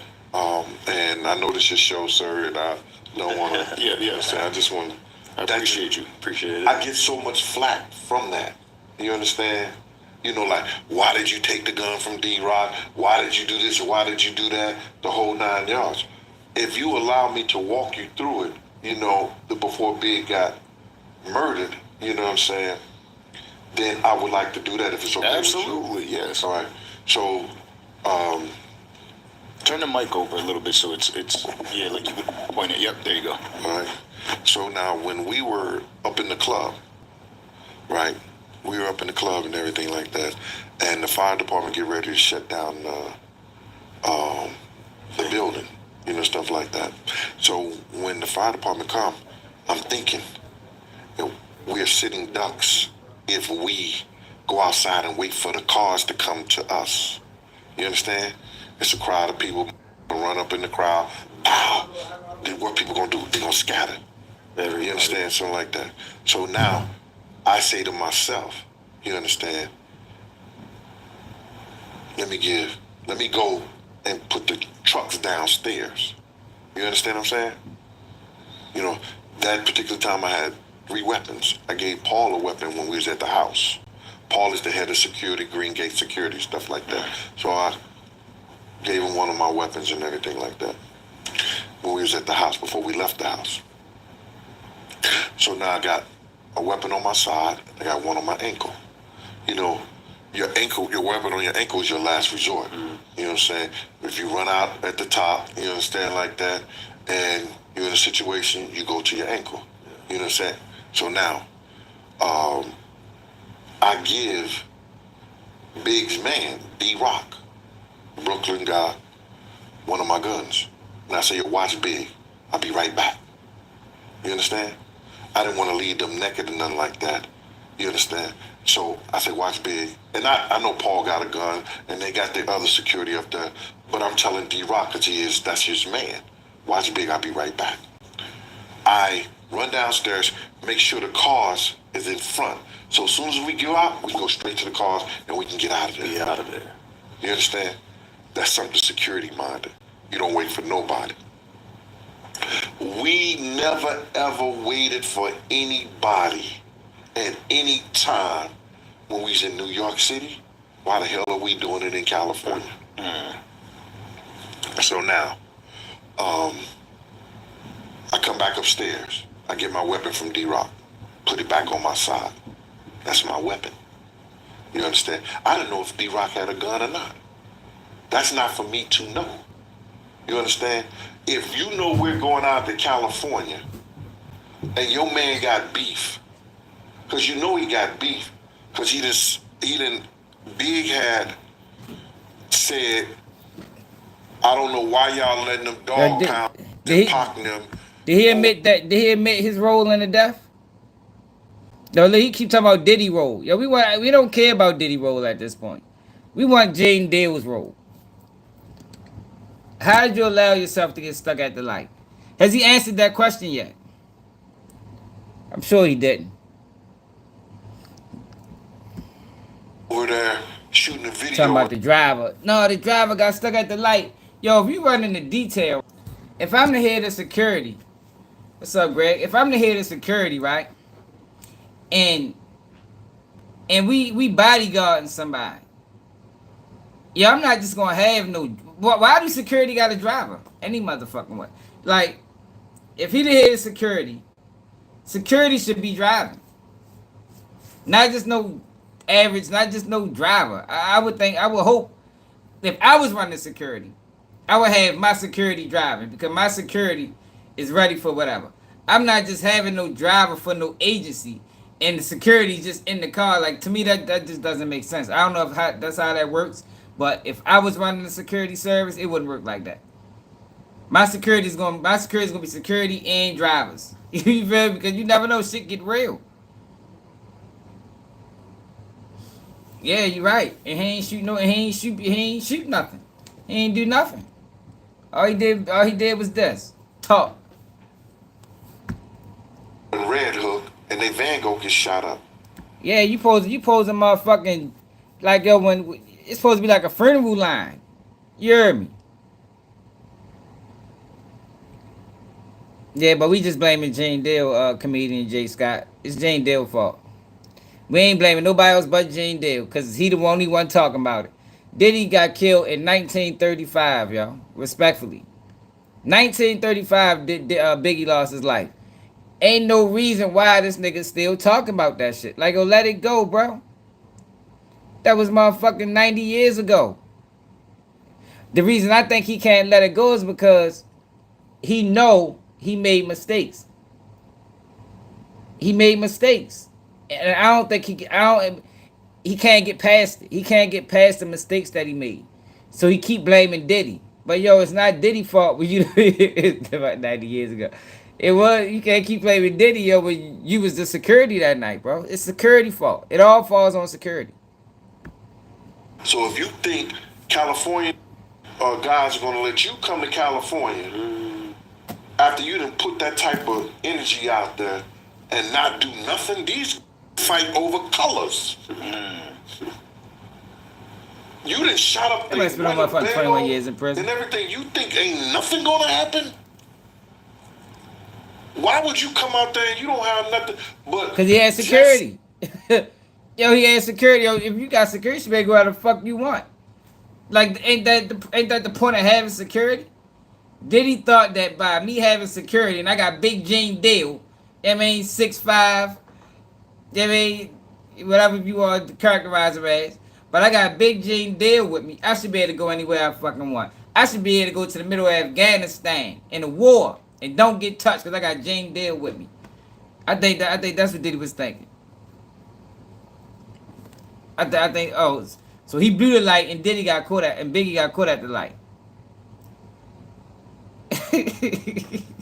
Yeah, but that's the lapse in security.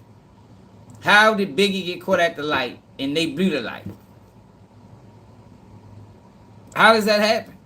This is the biggest artist in the game. You don't let him get caught at the light. Biggie should have been in the middle. It should have been cars on the side of them. They should have been moving like a motherfucking, like a triangle. You heard me? They should have been moving like a triangle. Biggie in the middle, car in front of Biggie, 2 cars on the side, car in the back, and that's how we moving. Nobody get in between. Security fault, man. He gotta take accountability for that. That's why he couldn't get no job, man. For the sake of things, not knowing, not caring, I just gave him my weapon and just said, yo, watch big.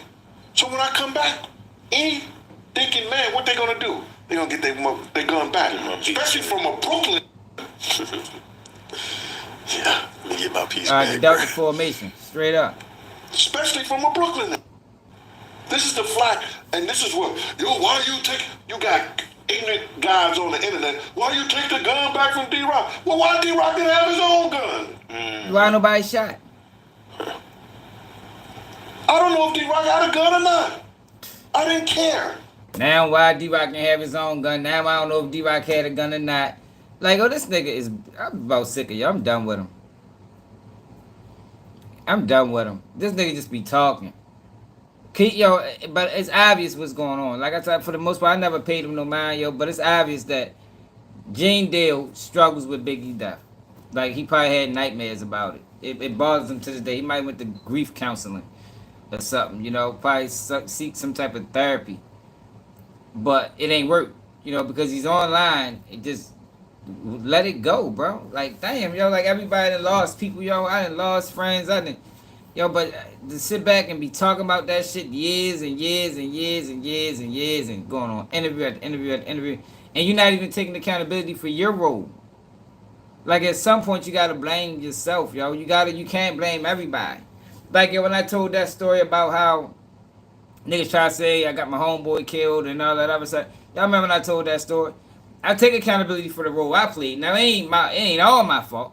You understand what I'm saying? Because I told y'all the situation. But Gene Deal takes no accountability for Biggie death. No accountability. You understand? Like, I haven't sat back and, well, I don't really watch him, but I haven't heard an interview where he sat back and said, yo, I made some mistakes that night. I made some mistakes, yo. I could have did things different. You know, Biggie would still be here if I'd have done this. He just blames everybody. They fucked up that night, yo. And if you was the head of security, yo, if security failed, that's your fault, bro. You keep talking about Diddy shouldn't have went to L.A. Well, he did, yo, and he had security, yo, and you niggas failed him, man. Chucking and jiving TV, what it is. I'm just looking out because I'm leaving Big and them upstairs with them. So when we get back downstairs, we all get in the car. Come on, let's go. Puff You like. can tell, bro. Yo, hold up. You can tell. It's fucking with him, Lloyd. It's fucking with him. Yo, but it's always going to bother him until he take accountability. Yo, he's never going to get, and that's what these niggas need to tell him, man. Like, yo, you ain't never going to get past this shit, bro, until you take accountability for what you did wrong, bro. Everybody probably did shit wrong. That's the thing, yo. That's why I don't really be into blaming people when shit like this happen, yo, because everybody probably could have did something different. Everybody. Diddy probably shouldn't have went to L.A. Y'all probably should have had more protection. Probably should have rolled bulletproof. Like, yo, everybody made mistakes, yo, but to sit back and just keep blaming Diddy and you was the security, I just think that's flawed as a motherfucker to me. I think you got security, you should feel secure. You know what I mean? You should be able to go wherever the fuck you want.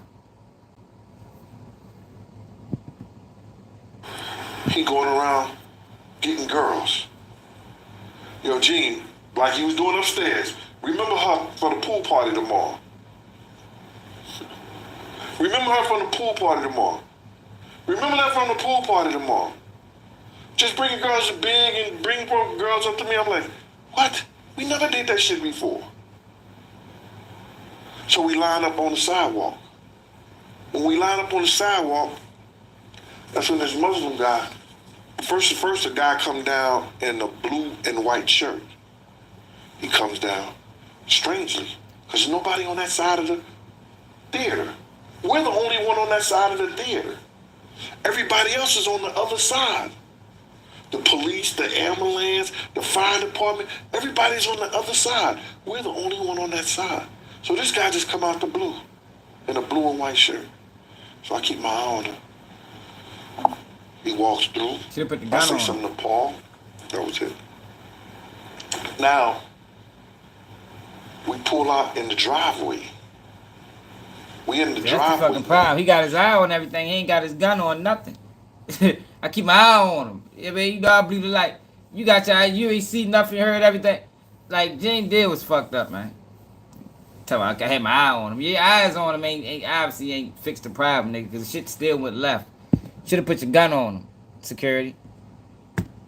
So this guy and the Muslim start coming down. The Muslim guy start coming down the street. When he start coming down the street, I'm behind one of the pillows. It was a pillow right there at the time. They didn't change the whole I know he is on thing these now. interviews for money, yo, but you slandering niggas, bro. Like, yo, you slandering niggas. You slandering niggas' name. You slandering niggas' image. You slandering niggas' character. Like, yo, you not doing these interviews in good faith. You just on here slandering motherfuckers, trying to make everybody else the problem. Like, it's okay to talk about the story if, if it's money in it. You know, that's cool. Yo, but don't keep slandering my niggas, bro. Like, come on now. God damn, my nigga. Like, he haven't blamed himself not one time, I guarantee you.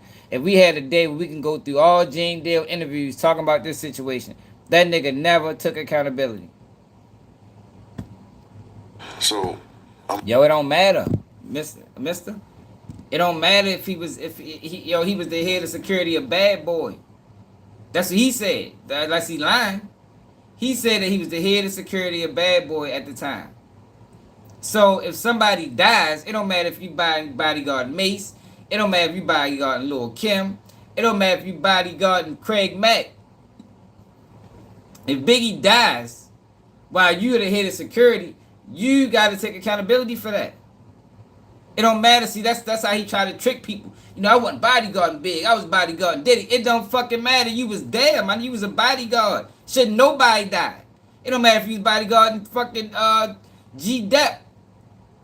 Shouldn't have nobody died on your watch, bro. And if somebody died on your watch, you are non-rehireable. That's how that goes. You're non-rehireable. It's like a police officer. You shoot somebody unjustly, you might beat the case, yo, but you fuck around, don't be no police officer again. Unless you're going to work at the school. And that's what Jane Dale did, but he blaming Diddy for it instead of taking accountability for his own actions. He didn't deserve to get no job after this. He didn't deserve it. I wouldn't have fucking hired his ass. Once I found out the details, and I found out you was dead, Biggie got murdered, you ain't getting no job. Not with my firm. Behind the pillow. Because how can you justify that? You understand what I'm saying? This is Jane Dale, and I understand it. If Jane Dale was to get hired by another firm and somebody else dies, yo, do you know the massive lawsuit that'd be? Yo, that would be a massive lawsuit on that firm.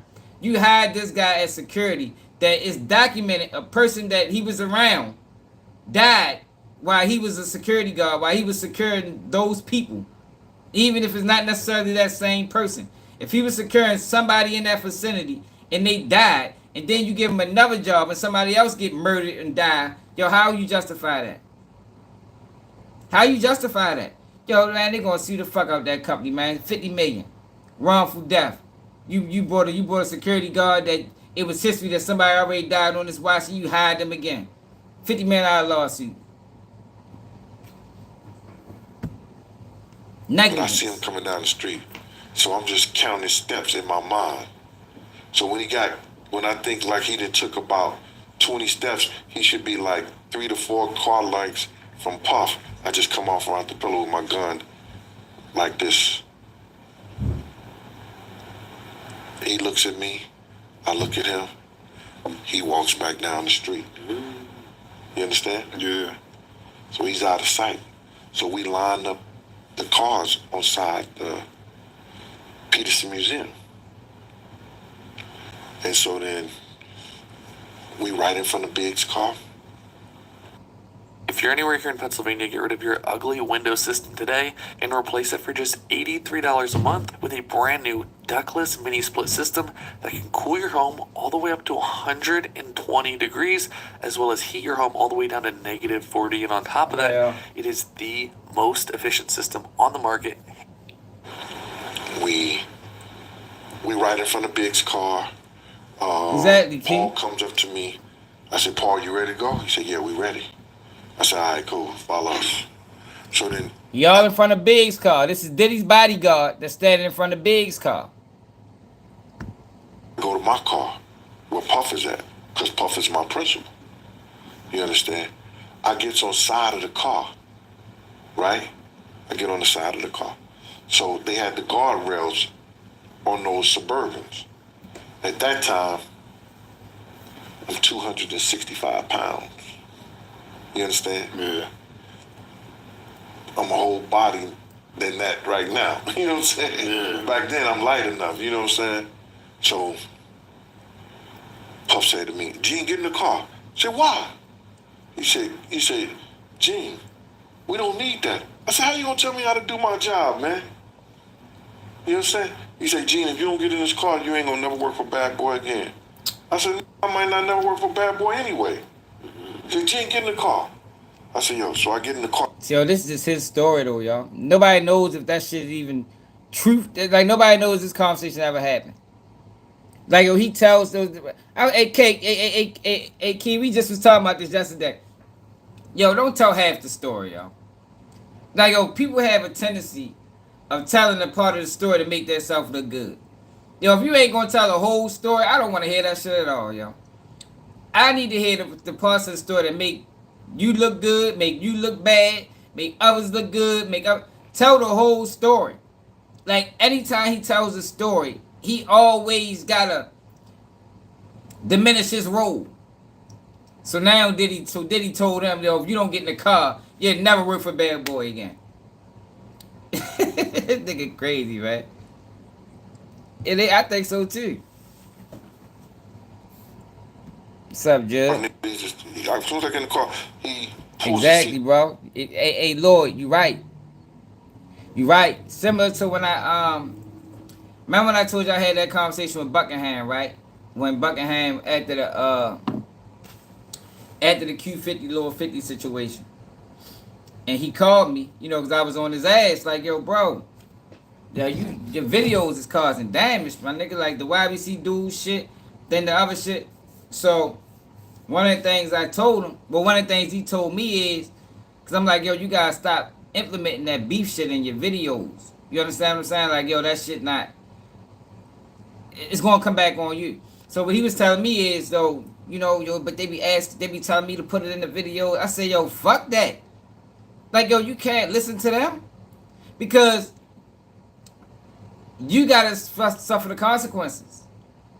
You know what I mean? If you put out a video and somebody dies behind it, it don't matter what they told you. Everybody watching can be like, damn, yo, Brand Buckingham, why the fuck you do that? Yo, you put this video out, you got them two people beefing, this person died. Like, yo, you gotta make the best decision for yourself. And that's what Jane did. Puffy shouldn't be able to told Jane Dale that. Your job is to secure. Puffy ain't no security guard. So even if Diddy did tell you that, if you listen, you wrong. Because your job is to secure the premises the best. You was trained for this. Y'all know they go to training. You don't just pick up a motherfucker up the street. No, you was trained for this. You know what to do, what to look for, when to stop, when to go. You can't let Diddy sit back and tell you nothing. If you listen to Diddy, you did wrong. So I'm like this now. I said, man, what the fuck is you doing? I said, yo, Kenny, run the next 3 lights. Run the next 3 lights, Kenny. He said, why? I said, Kenny, run the next 3 lights and let me drive. Yo, how the fuck? You wasn't even just in the car. So he just appeared and you see how he's skipping shit? You look how he just skipped over to outside the car. He told Diddy he wasn't getting in the car. Now he's in the car. So obviously we missing something. We missing something. Because Diddy told him, this is his words, that you might not never work for you ain't gonna never work for Bad Boy again. His response is, I might not never work for Bad Boy again anyway. Then next thing you know, you tell somebody to run 3 lights. So when the fuck did you get in the car, Gene? I'm 265 pounds. Nigga lying, man. You understand? Yeah. I'm a whole body than that right now. You know what I'm saying? Yeah. Back then, I'm light enough. You know what I'm saying? So, Puff said to me, Gene, get in the car. I said, why? He said, Gene, we don't need that. I said, how you gonna tell me how to do my job, man? You know what I'm saying? He said, Gene, if you don't get in this car, you ain't gonna never work for Bad Boy again. I said, I might not never work for Bad Boy anyway. He said, Gene, get in the car. I said, yo, so I get in the car, and as soon as I get in the car, he pulls the seat back. So I'm like this now. I said, man, what the fuck is you doing? I said, yo, Kenny, run the next 3 lights. So he listened. Run the next 3 lights, Kenny. So he listened to him. Against his better judgment, Diddy had no training in being a security guard. You listen to him. That's your fault, bro. It's not Diddy's fault. That's your fault, my nigga. Can't blame Diddy for that. But that's what he does frequently. Every interview. When this come up. He said, why? I said, Kenny, run the next 3 lights or let me drive. And Kenny just took off. Right? The reason I said run the next 3 lights, here go God working again.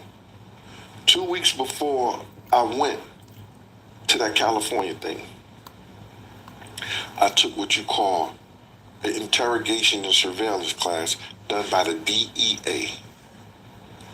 The DEA said, in that surveillance in that class, they said, if you want to know somebody following you, make 3 rights. Where you at when you make 3 rights? Same. Get back where you started. Back where you started at. You understand what I'm saying? He said, run 3 lights or run 3 lights or take 3 rights. That's what they said in the class. They also told you how. Yo, that shit sound fucking stupid.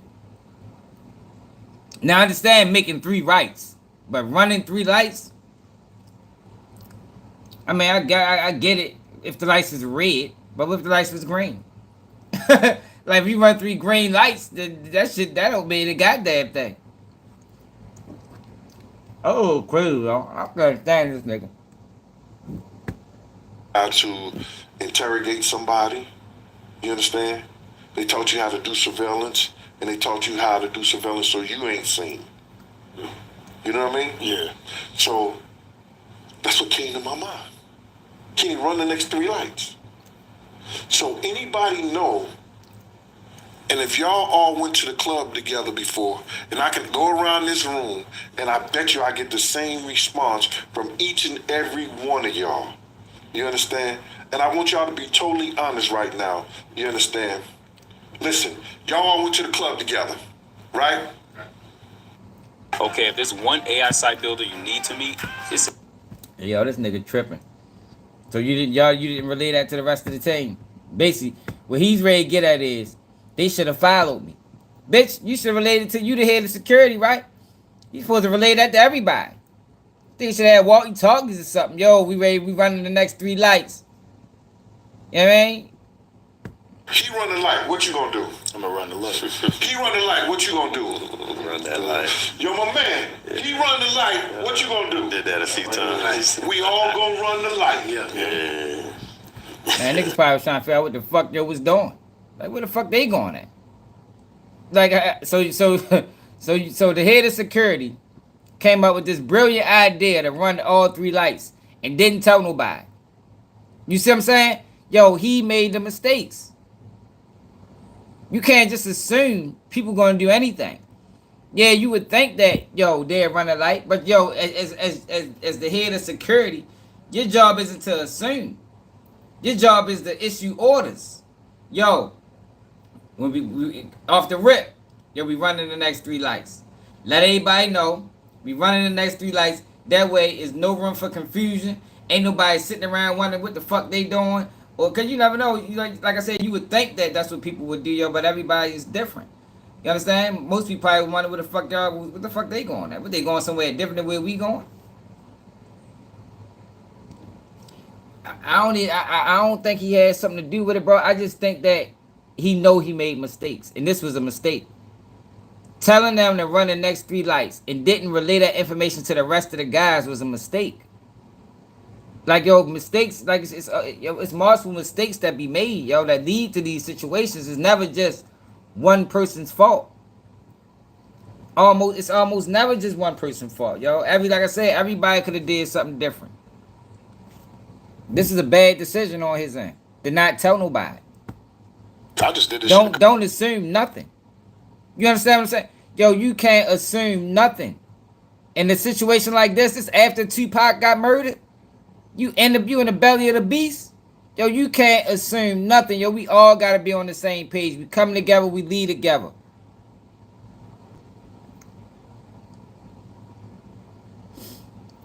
You know what I'm saying, Lord? Like some people would be thinking like that. Like, yo, what the fuck? Why they running light? He probably really fucked everybody over when he did that. Cause niggas probably like, yo, what the fuck? Fuck, yo, go through the light for a whole time. Car pull up next to him, murders him. Cause he tell everybody, he tell one car to run the light. A couple weeks ago, you understand? Anybody know we all gonna get the ticket? Or the last man. Yeah, you know what I'm saying? No shit like that, yo. You talking about they was in a motherfucking pressure cooker. Yo, you don't assume nothing in that type of situation. That's like you going into your ops neighborhood or something to a party. Yeah, man, you go to a party and the niggas that you beef with neighborhood, yo, you don't assume nothing. You make sure everybody's on the same. If we gonna do this shit, which is stupid, but we gonna do it, yo, we gotta make sure we all on the same page. Everybody gotta be on the same page, yo, because it's either we all dying or we all leaving, but we ain't separate. You don't never separate, man. That's like going into the club and leaving your homeboy, your homegirl outside. You feel me? Your homeboy, homegirl can't get in. You be like, oh, damn, yo, well, I'm only gonna go ahead for a couple hours. Meanwhile, this motherfucker might get killed while y'all in that bitch because they just walk around the streets roaming. They don't know where to go because you the driver. Or you might give them the key to sit in the car and nigga end up robbing them or doing. You know, it's just so many things that can happen, yo, when you separate, yo. That's why you don't separate when you go places together.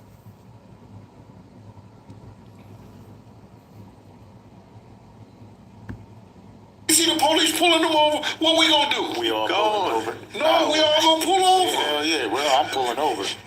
Unless you got some warrants. I got I can't be seen. I love you, but I can't. We stay together. We stay together. They got you, not me. Anybody know that's how we roll. That's how we do. I've asked some women on my show. I got my own show, Gene Dill Show. The women said the same thing. We all gonna run the light. Right. Big driver stayed at the light. Mm-hmm. The dude pulled out the parking space. It was no drive-by, brother. It was never drive-by, and everybody here always thought it was a drive-by, right? Yeah, I remember hearing that. How they pull up next to him, and yeah. Cause y'all heard them white boys tell y'all that. Mm-hmm. Yo, he wasn't even there. That dude was parked there all night. Yeah, but he wasn't there. Basically, he wasn't even there when Biggie got killed. This nigga, hold the fuck up, yo. Hold the fuck up, yo. Yo, how many lights down was he, yo, when Biggie got killed, man? Was this nigga a mile away? Was he 3 lights away? Yo, this nigga is giving this detailed explanation, and he wasn't even fucking there. This nigga blew the light. They don't tell him where yo was at. They could have been half a mile down the road. All he heard was the shots.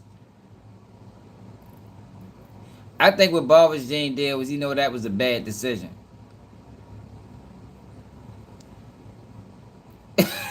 You understand, Lloyd? Like I think that's what I'm saying. It was a lot of mistakes made. I think I think he knows that was a bad. If he really said this, you know, you gotta take everything he said with a grain of salt. If he really got in the car and told the driver to go to them last blow 3 lights, and didn't relay that to the other people, I think that's what bothers him, man. I think that's what bothers him. He was parked there all night. And the Muslim dude who walked down to me, that's the dude who killed Big. Damn. He wasn't even there. Wow. So now, We passed the light. He wasn't there. But he said he walked up to Puff first, right? Yo, he wasn't there. He don't know who the fuck. We need to talk to Lil C's. This nigga wasn't there. Where the fuck Lil C's at? Somebody get Lil C's on the line. I gotta reach out to my sources, yo. We gotta get a line on Lil C's. Ask him what do you think. Has anybody asked Lil C's what they thought about Jane Dale and his storytelling? I know Mace can't stand his ass. Mace say he clout chasing. But Lil C's was in the car with Big, right? He walked up to Puff for car first. That's when I stepped out and had to him and showed him. Yeah, listen. You know what I'm saying? The dude looked me dead in the face. God is good again. Because I had I was on, when we was on tour, I was in the tour truck with Farrakhan's son, Mustafa. I didn't know shit about the Muslim nation, brother. I was new to it. I know he ain't do it. He's lying. Dumbfounded. You know who killed Biggie. So I'm very inquisitive where I don't know something, I want to know. And he told me, he said, yo, we teach the young men to humble themselves. That's the first thing we teach them, how to humble themselves. And when a Muslim look you in the eye, he's supposed to say the proverbial words of Assalamu alaikum. Right. That dude who dressed like a Muslim, looked like a Muslim, that I assumed that was a Muslim, didn't say a damn word to me.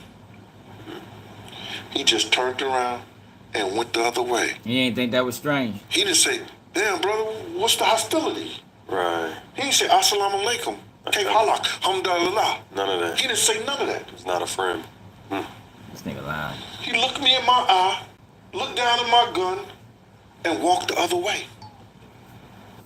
If you really want to be a CEO, want to be an entrepreneur, you should take the first. I can't believe niggas allowed you to exist for this long. Yeah, this nigga just saying anything, bro. So now, Tone, who's behind me, and I'm sideways, he say, somebody got a gun and pointing at Big now. The car's right there on the corner. Now. Yo, hold the fuck up, yo. How far away was you to hear? Yo, this story don't add up, y'all. He said he blew the light. Big got stuck at the light. So what a nigga was looking in the rear view, like, yo, this was in the middle of the night, lights flashing. I don't know about this story, y'all. I don't know about this story. We need to talk to Diddy. Now, Diddy came on. Diddy got to address this Biggie shit, man. I know he won't, but he needs to. Just to expose this nigga as a liar. Right. Instead of Kenny stopping the car and put it in reverse or doing a U-turn when Tone said that, he said somebody pointing a gun at Big them. Him supposed to be security who's driving. He's supposed to stop the car. Turn around. We don't need to hear no more. They pointing a gun at Big. When he heard that, he didn't do none of that. So like I said. He said, what'd you say, Tone? So like I said, security was driving. So this is just detail. This is just staff, bro. The whole staff gets fired. The whole staff gets fired, man. Sorry, Jane. Everybody gets fired, bro. It's like being in a gang, and when it's like being in a gang in prison, and a gang war kick off, yo, you don't have to fight. You going to lock up too, brother. Guilty by association. Like that's just how that shit works. Oh, then we go. Just speed the car. I'm like, Tone, what the fuck is you doing? Turn this around, Tone. You know what he said? We don't know who he's shooting at. I'm telling Kenny that. Sorry about that, y'all. So why you ain't shoot back? Why ain't roll the window and shoot backwards? So he panicked. He started flying. He then stopped. After I'm screaming at him, he turns back around. He turns and he stops dead in front of Big's car. Me and Puff run out. And I'm behind Puff, no Diddy. And God, nobody says. This is the greatest timing ever. Yeah, Jesus Christ. Yeah. So I'm on, and then Tone said, "Yo, Gene, come on." Me and Tone jumped in Osterberger now, and we start trying to chase the guy.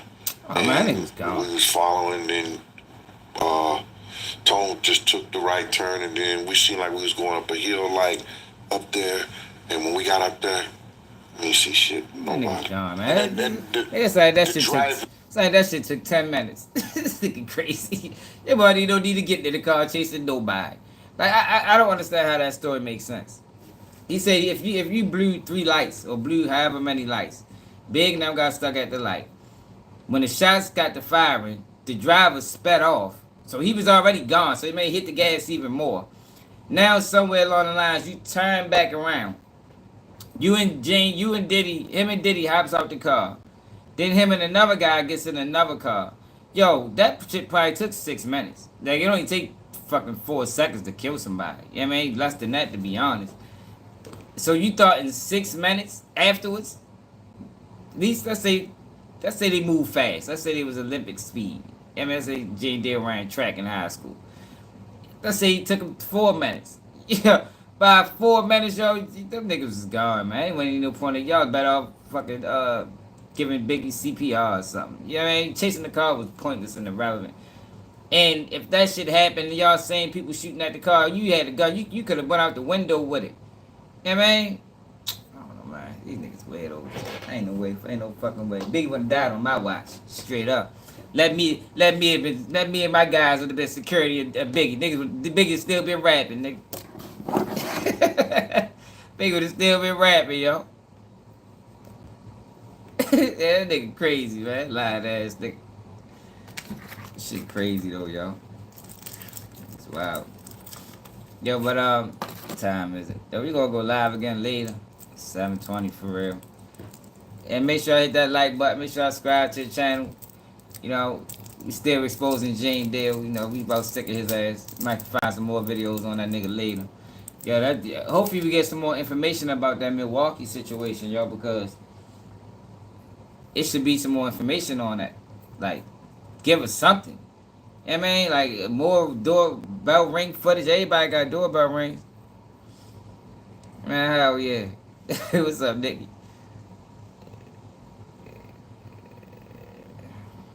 Yeah, my shit is 18 karat gold, bro. Like, I don't have fronts. You understand what I'm saying? My shit is $1,000 a tooth, bro. But, hit that like button. Make sure y'all subscribe to the channel. So, Double Day Keep It G News. And I'm out.